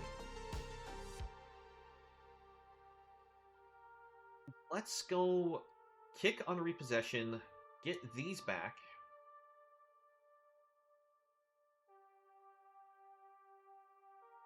Bring out the Terror. Pass it back to the opponent. I'd love to say that we're doing well here, Angel, but we're already down 2 games and we're only up 1. Alright. Defiant of Instinct gets to do 1 damage to any target. Probably going to go to our face. Interesting. If they're going to come in with that Defiler, I'm going to give that the biggest multi-block. Okay, well. There you go, opponent. You can kill my Terror. I'm going to take out that Defiler.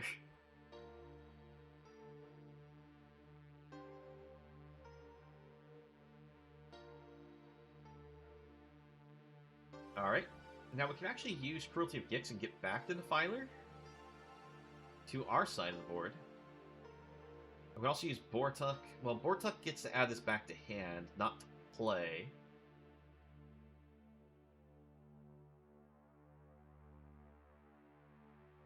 And you know what? I think I will go Cruelty of Gix straight for the recursion.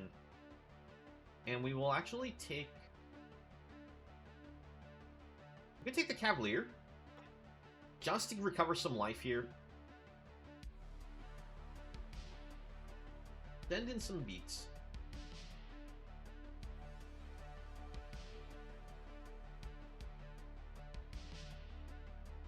Like, this is great because it's got First Strike, and if we ever did manage to cast a red permanent spell, which we don't really have, it'd be able to do damage to any target.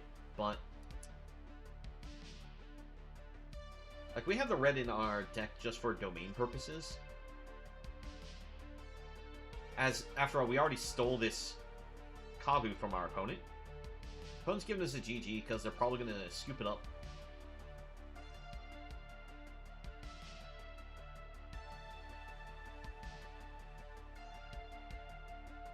Okay, so, let's see here.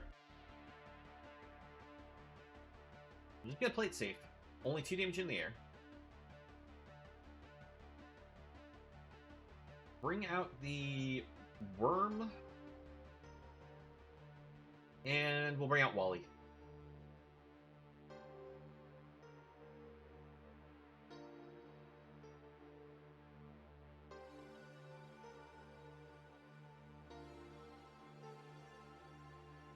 Yep, there they go.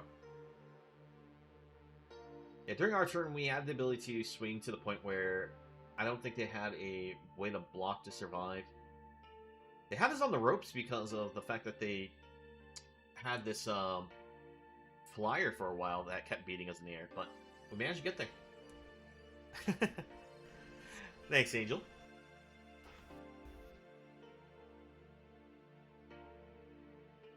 Yeah, because as you can see, we are now 2-2. This is not very good for us. I'm going to double check. See how our lands are. I think I'm actually going to take Faithful out. We have too many cards that require double black. I'm worried about drawing into them.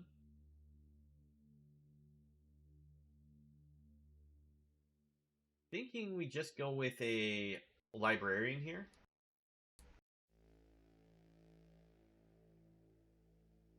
Like, Children's Faithful is great because it gives us extra drain whenever we cast our non-creature spells. But I think we have our mana spread a little too thin to incorporate too many double black cards. Like, I still want these removals options. Oh, I think we'll just try it like that.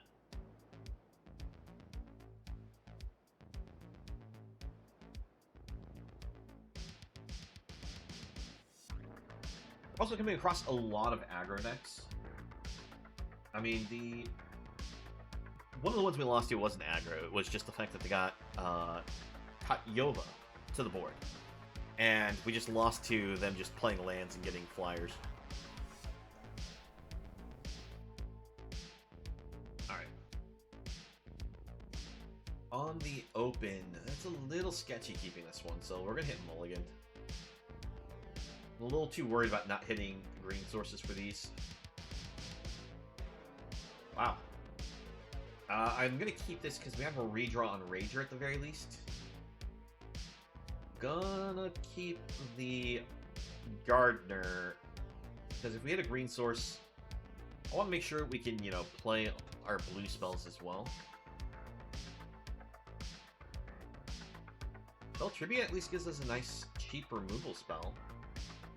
And that's worth removing.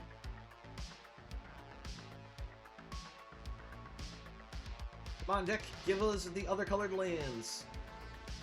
Alright, we hit blue. I should probably make more specific requests for the green sources. Oh no, a Peacekeeper. How do we deal with Peacekeeper? So they name a card, it's gonna get taxed. Okay, well you actually do top deck the green source there. Kind of funny how that worked. Now, it does make sense that they call the Gardener. I try not to reveal the Forest.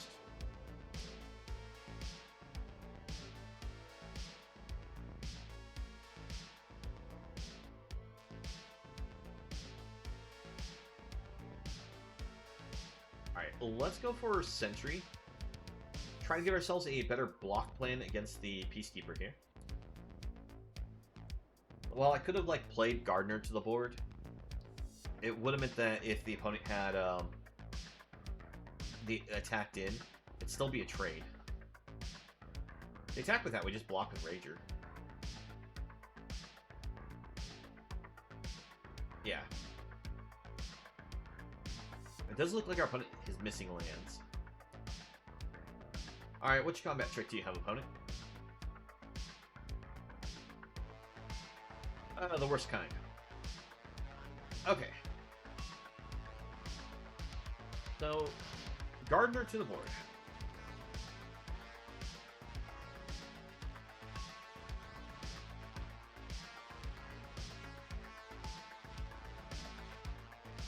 Rager can still block Cavalier. Gardener can block Peacekeeper.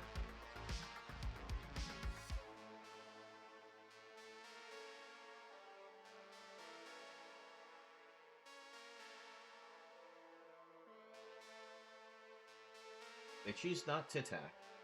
They instead make lots of tokens.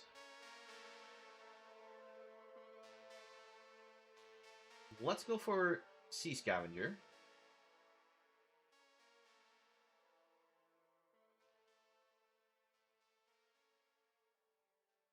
Take the Tear Sunder. And pass it to the opponent.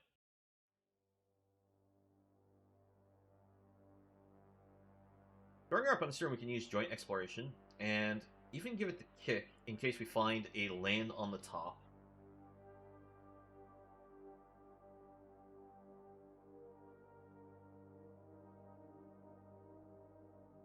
Okay. So if any of their creatures die, they get a Scry. They're passing it to us, so we'll give this a kick. Wally, we don't actually need you right now, so you can go to the bottom.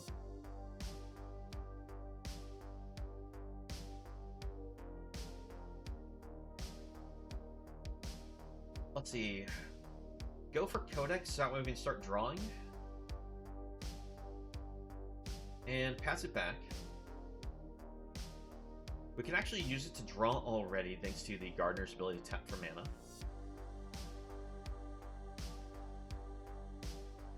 I'm worried the opponent's going to get like a second white source, they're going to attack, and they're going to give all their creatures the +2/+1 with the charge.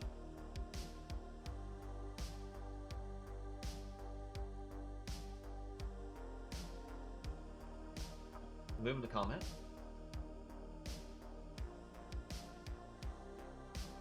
They probably have another indestructible protection spell here.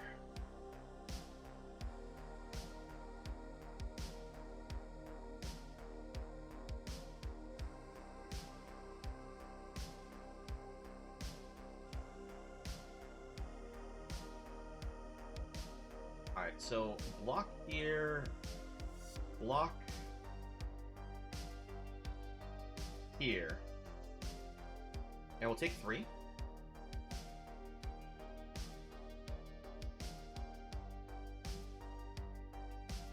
Go for the draw.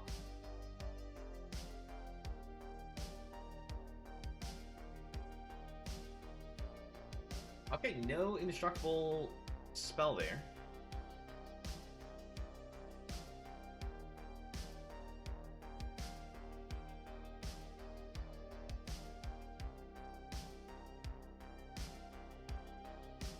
Let's see, so we can... I'm trying to think like what our next play is then. Maybe use Urborg Repossession, kick it, get back Rager, Sentry, play Sentry back to the board.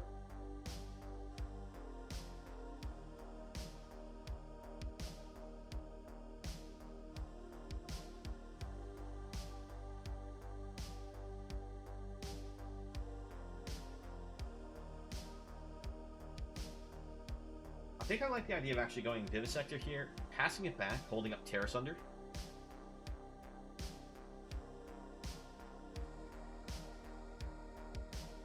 But it has red in their deck.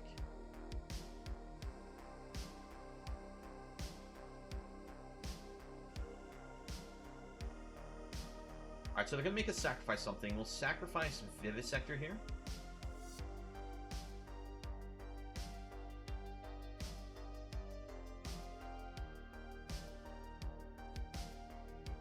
We'll put that on the bottom.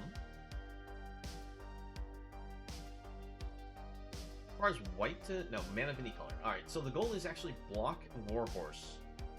Force them to sacrifice something, and then we hit it with the Terra Sunder.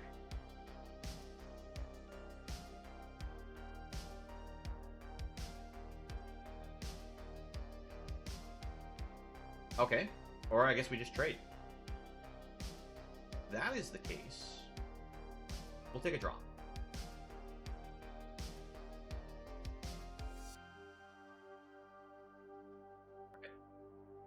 Wall up.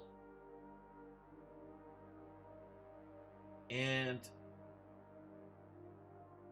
hit this with an Extinguish.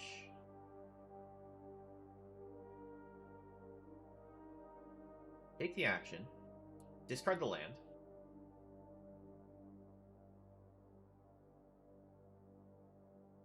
I know I kind of did that a little prematurely, destroying that creature right now, but we need the life, and I'm still, again, worried that they're just going to play the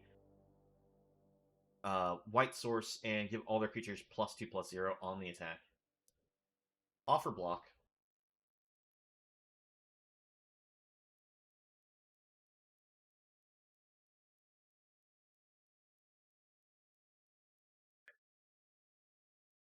Kick this. Get ourselves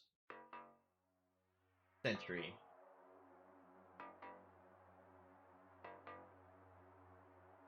I don't really want to grab Rager because I'm a little worried about our life total. How much mana do we have? We're going to spend 3 of it. So 1, 2, 3. So we'll have 2, 4.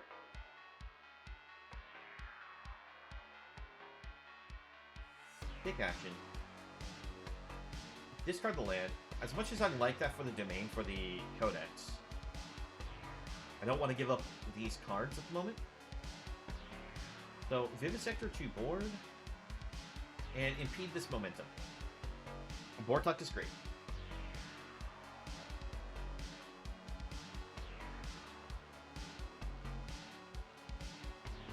Alright, so this is the turn that the opponent's possibly going to give us that plus that I was afraid of. So let's see, 4, 5, 6, 7, 8, 9, 10. We go down to 1. Is that how that's going to work? No, they have trample too. Yeah. They get it just dead even. I was so afraid of the card and kept trying to play around it, but unfortunately I couldn't get to the board fast enough here.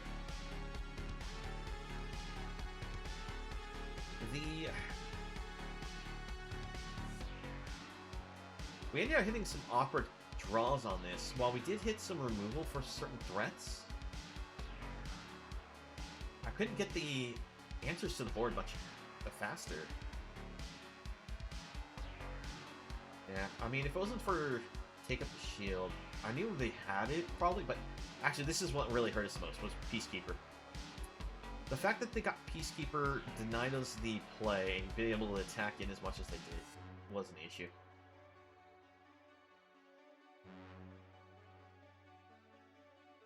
But sadly, only 2 wins with this one. I mean, it's a shame that this deck didn't perform that well, but I felt we had a good one. I mean, Cruelty of Gix with Bortunk, we had lots of recursion. But we just never really got to see them, like, get to the board ever. I felt like we had a lot of great value cards to help us dig, like Scavengers, we had Espionage, we had Wall. But we ended up hitting a lot of the other type of cards that were, yeah, they're support, but they're support after we get certain cards to the board. Oh well. The way it goes sometimes. I'll hit up another draft.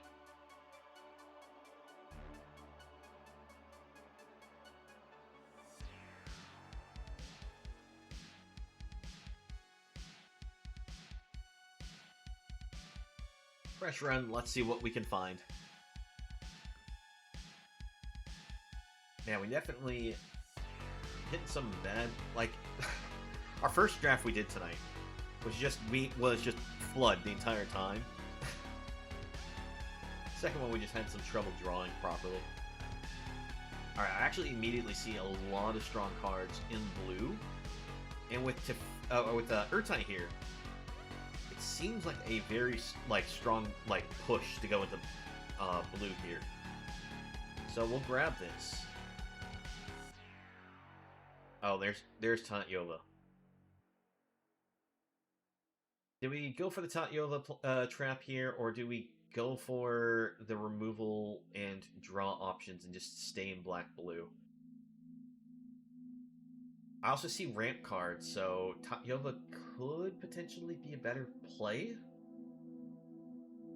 We also could go 3-color, run them both.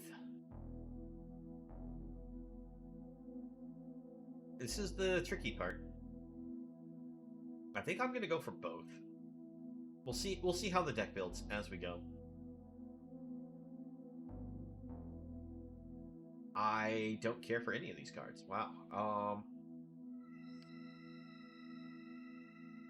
We'll just take the land.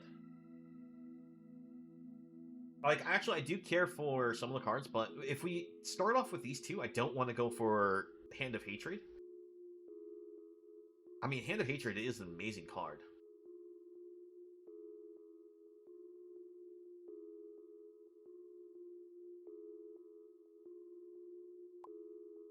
But let's see if we can do some type of Tantayova Urtai deck here.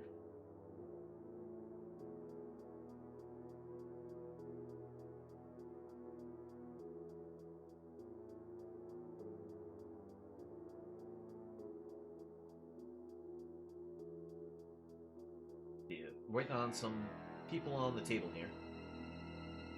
Al here, or Sif, is holding up a lot of the packs here. Oh, now it's starting to wheel. Alright. Probably because they're just timing out.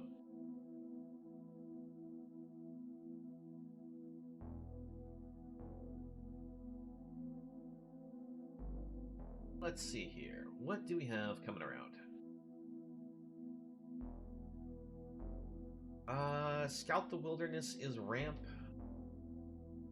But Illusionist fixes mana. Geyser is bounce, even if we don't have the white in the deck. for the gain 3 life, it's still bounce draw card. Only drawback to Geyser is its sorcery speed. I think I'm gonna go with Illusionist here. Ooh, Aeronaut. That's a strong card.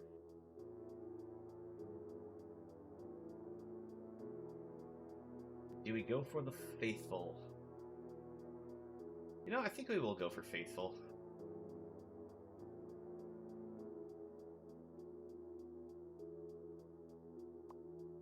Let's grab the Coast. We're in blue-green. Espionage is not a bad card.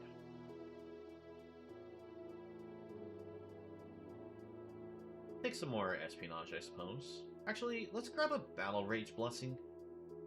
It's nice because of the indestructible part on it, so you can use it as a protection spell. But the Death Touch also does prove very helpful at times as well. Make it so we can get like a one-sided battle for you. Let's go for the Sentry.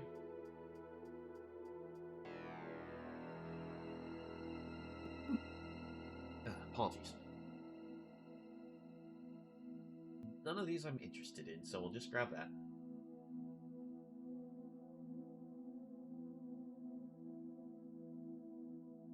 You know, we have a lot of legendaries. Let's go ahead and grab the Heirloom. I don't know if we'll run it or not, but...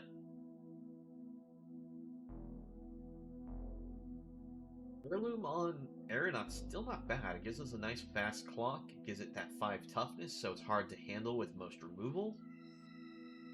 Only thing that kills it from damage on removal would be a...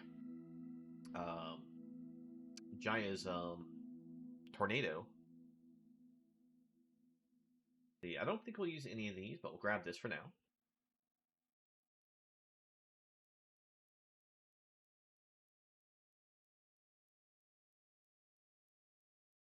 Last card was Kabu.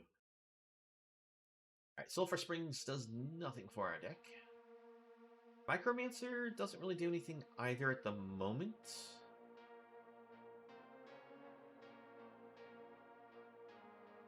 Tribute to Urborg, probably one of our better picks.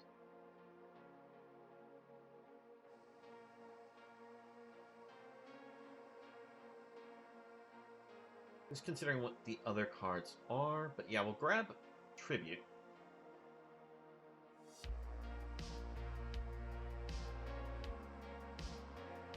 Wow, none of these cards are what we're looking for. We may just grab Saltmarsh in case we find something that is a domain card that actually cares about domain. Suppose we can grab actually Haunting Figment. Figment seems decent still, so we'll grab that.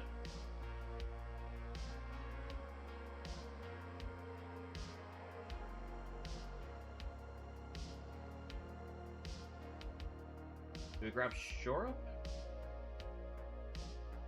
Shore Up's a really solid combat trick.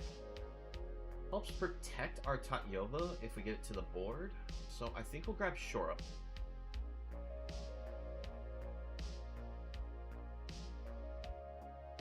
Okay, what's better here now? Did our Gardener plan to fix mana, as well as give us some ramp? We've also got Death Touch. Or do we go for the Baloth, which is actually a really solid card? I may just want more sentries just for the reach. They're also nice 4/4 bodies. I think we'll go Gardener because I don't want to overstack the more expensive mana slots.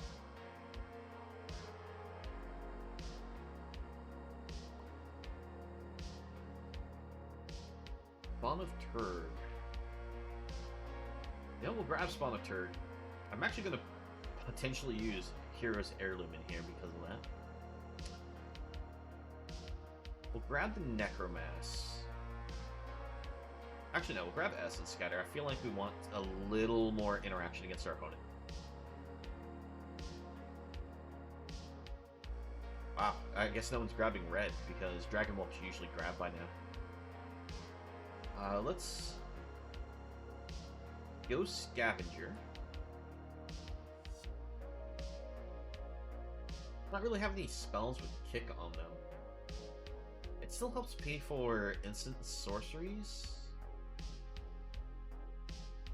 Better than the other options I have here, I think.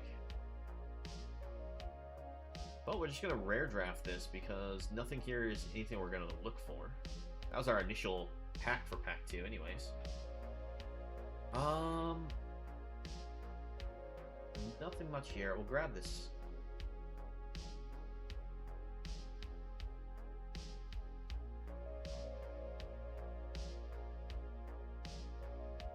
Dangerous card to use if we don't have white sources. I think we're just going to grab this.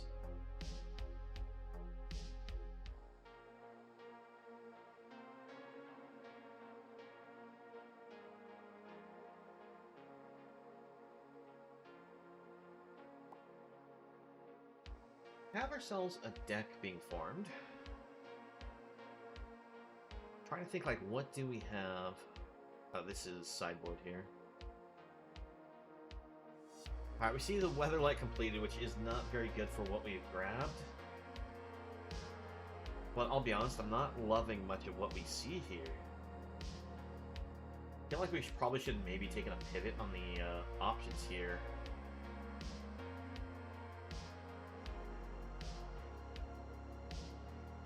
But we missed that opportunity. I'm just going to be greedy and just rare draft here. Cut down. It's not super effective in draft, but it's not bad. It's great for us when you're in that pairing against the aggro decks.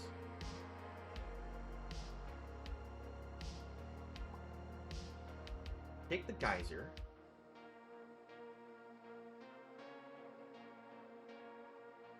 There's nothing in our colors, because this is black-white for the most part. This is just white.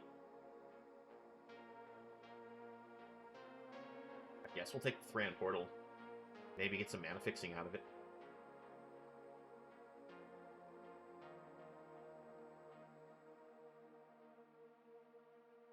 It's funny how there's 3 walls in this one pack. You'd want the walls actually split between the different packs.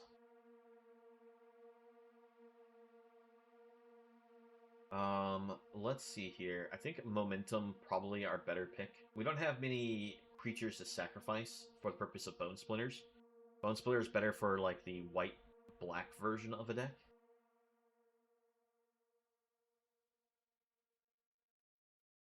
Let's see here. Nothing.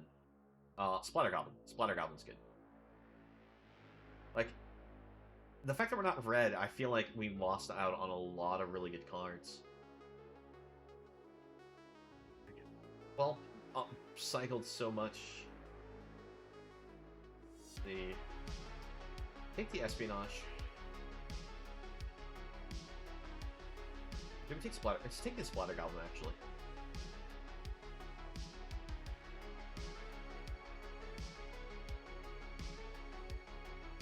Goaltender probably the pick here. I've never been a big fan of this because I usually end up milling the cards that I'm wanting to find.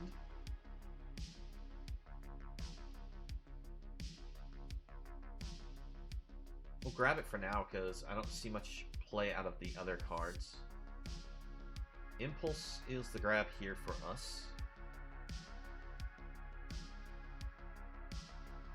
Frick. Yeah, there's nothing. We'll just rare draft it. Yeah, a lot of white and red wheeled around, and we just didn't happen to go white-red this time. How did Whelp get around this far without being grabbed? Whelp is actually really good. Alright, you know what? We'll let the Whelp keep cycling.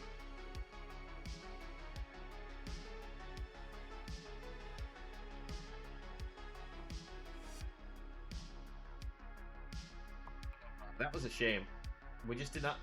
I guess we picked a contested color because there's very little green that wheeled around in general. That wasn't, you know, red associated. Let's see here.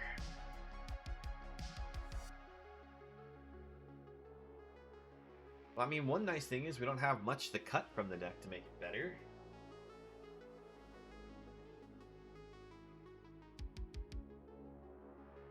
Let's see here, let's see. What should we keep? What should we cut? I think we'll cut Tide Runner. We didn't have, like, too many cards that had kicker on them that weren't already instant sorceries. So it wasn't going to help us really play outside of the instant sorcery plan. I'm really never a big fan of Soul Tender. And I think I'm just going to trim a land. No, I shouldn't trim a land here. Because we have the Tatyova plan. Let's see, what should we do?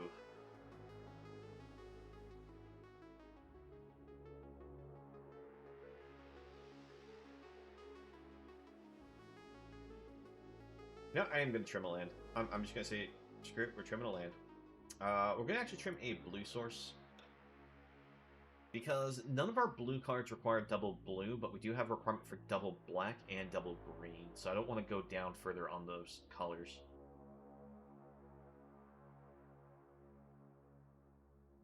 Alright, let's give it a try.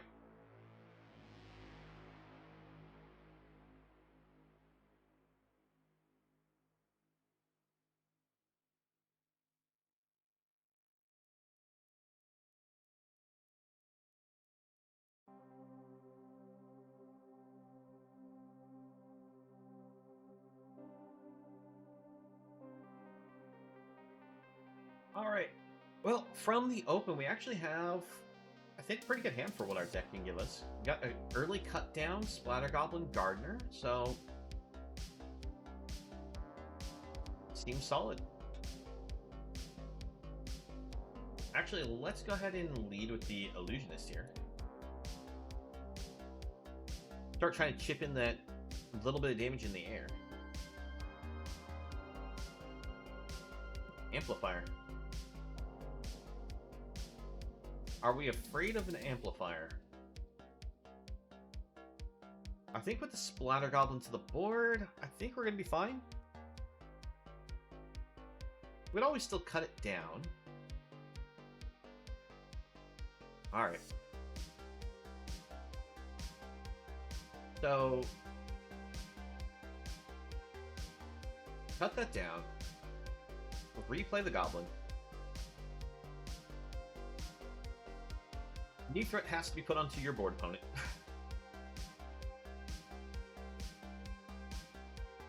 That's a flying threat. Let's send the attacks. We'll use Blessings to get rid of the Drake, because they're going to block.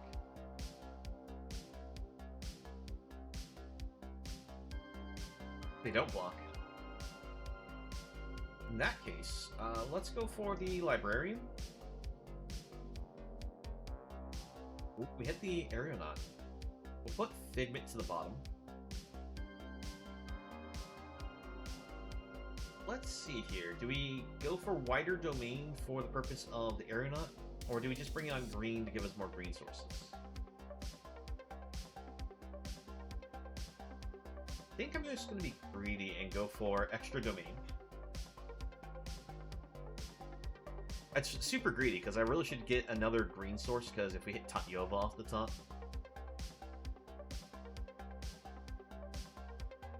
Like Tatyova after this card, that is. Let's send the attacks first.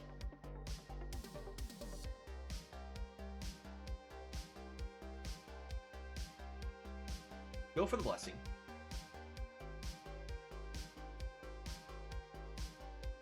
I'm trying to see what kind of tricks our opponent may have in their hand.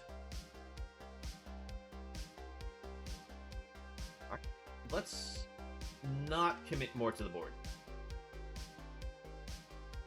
I chose not to commit more to the board, just in case our opponent has the deal 5 damage to everything. Alright, Alright, since they put a terror to the board, I'm actually fine with putting something to the board here.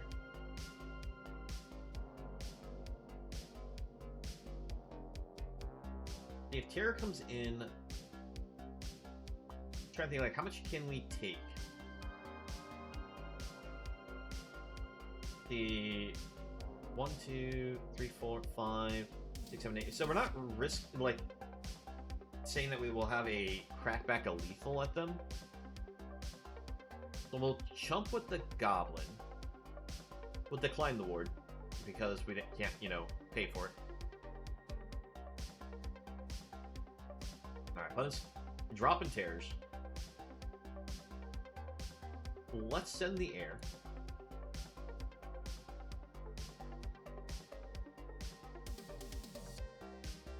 There's the Tatyova. But we're still short lands for the purpose of Tatyova. Still think we grab it.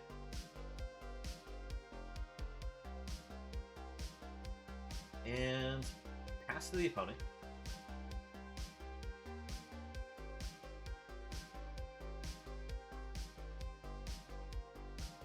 We're actually representing a lethal strike back if they swing both and they don't have something to bring to the board.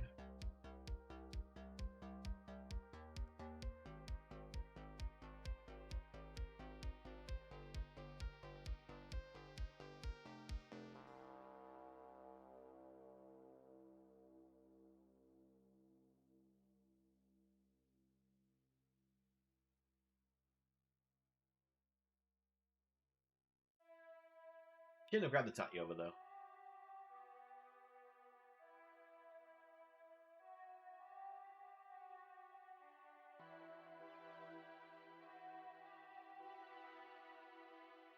Okay, so they remove its power, so it can't kill anything off of blocking. But it's forced to block.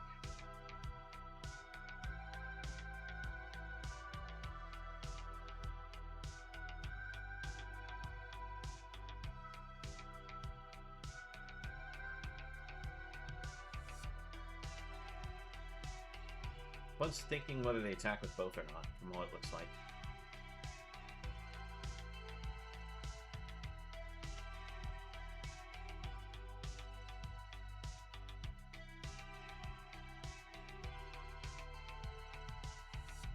Okay, so Defiler means we definitely don't want Tatyova on the draw. Berg gives us a nice big wall.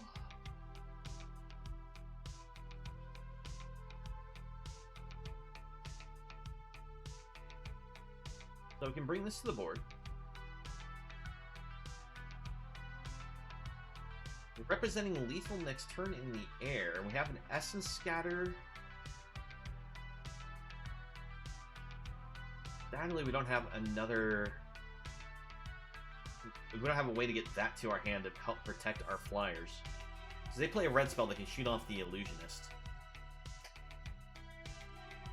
But they apparently don't. Alright. We get there.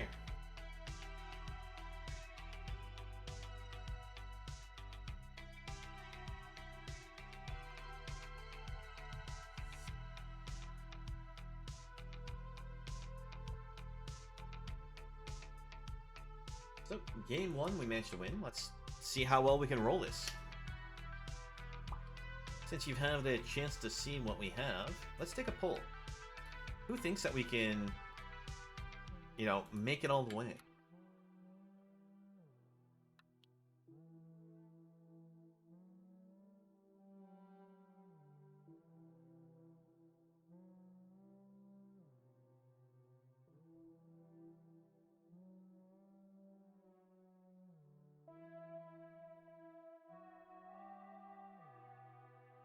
I'm just gonna make the poll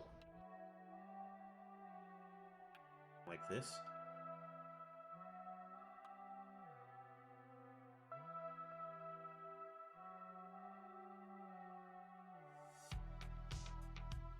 All right.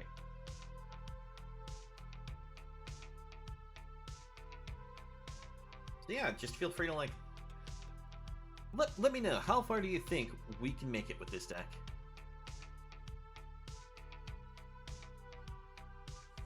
Alright, on the open, well, we don't have the green source right away for the Sentry. I think we have a pretty good hand. We'll keep it.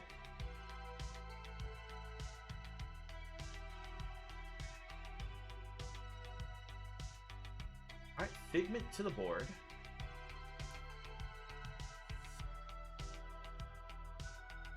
Alright, so I think just cantrip. Means that our opponent probably has some of the...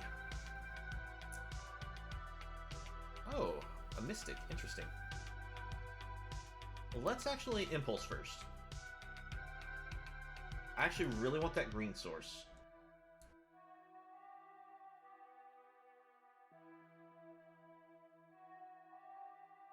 Alright, they just land pass on us. Let's attack first before we do anything.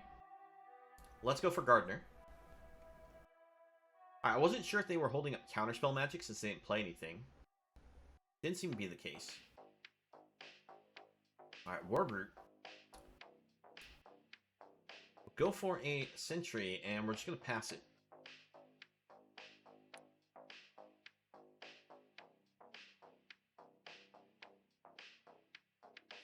Now, one problem with Urtai is we do give the opponent a redraw if we use it.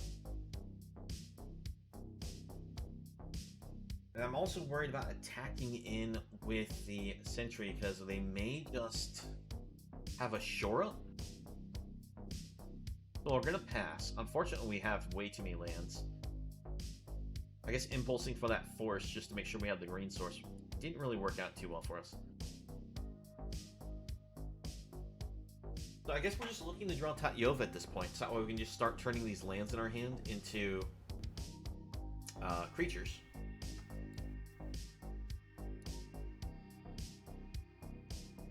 Alright, let's see here. I think we bring one land to play. Let's see, we do have double black spell, so we'll go for that one down. Pass it back.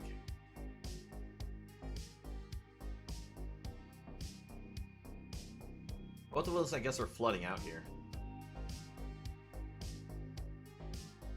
I guess I'm going to attempt to cut down here.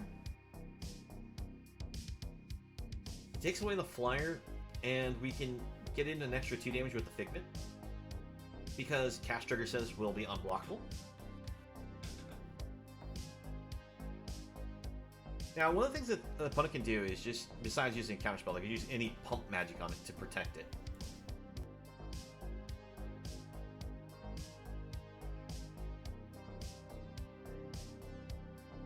Alright, pass it back to the opponent. Just a reminder, we're holding the lands in case we hit Tatyova.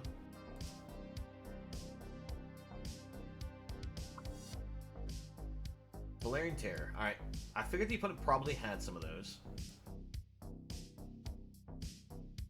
While I could have gone for the Counterspell, I didn't feel like it was the right play. I technically can't kick this. Let's go ahead and gain that 3 life. It's sorcery speed, so we may as well just do it now. There's Tatyova. Alright. We just pass it back. Probably would have been a good idea to have Urtai counterspelled that. I don't know why I didn't. I just kind of, like, mind blanked on it. I guess I wanted to really hold the Urtai just as protection.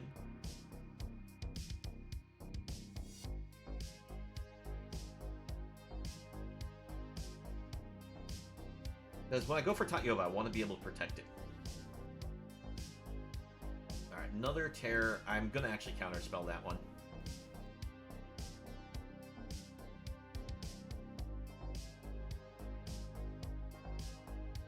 Can't let the opponent just keep dropping Terrors against us. Oh boy, way too many lands. Even if we're animating these for being attackers, that's just way too many lands.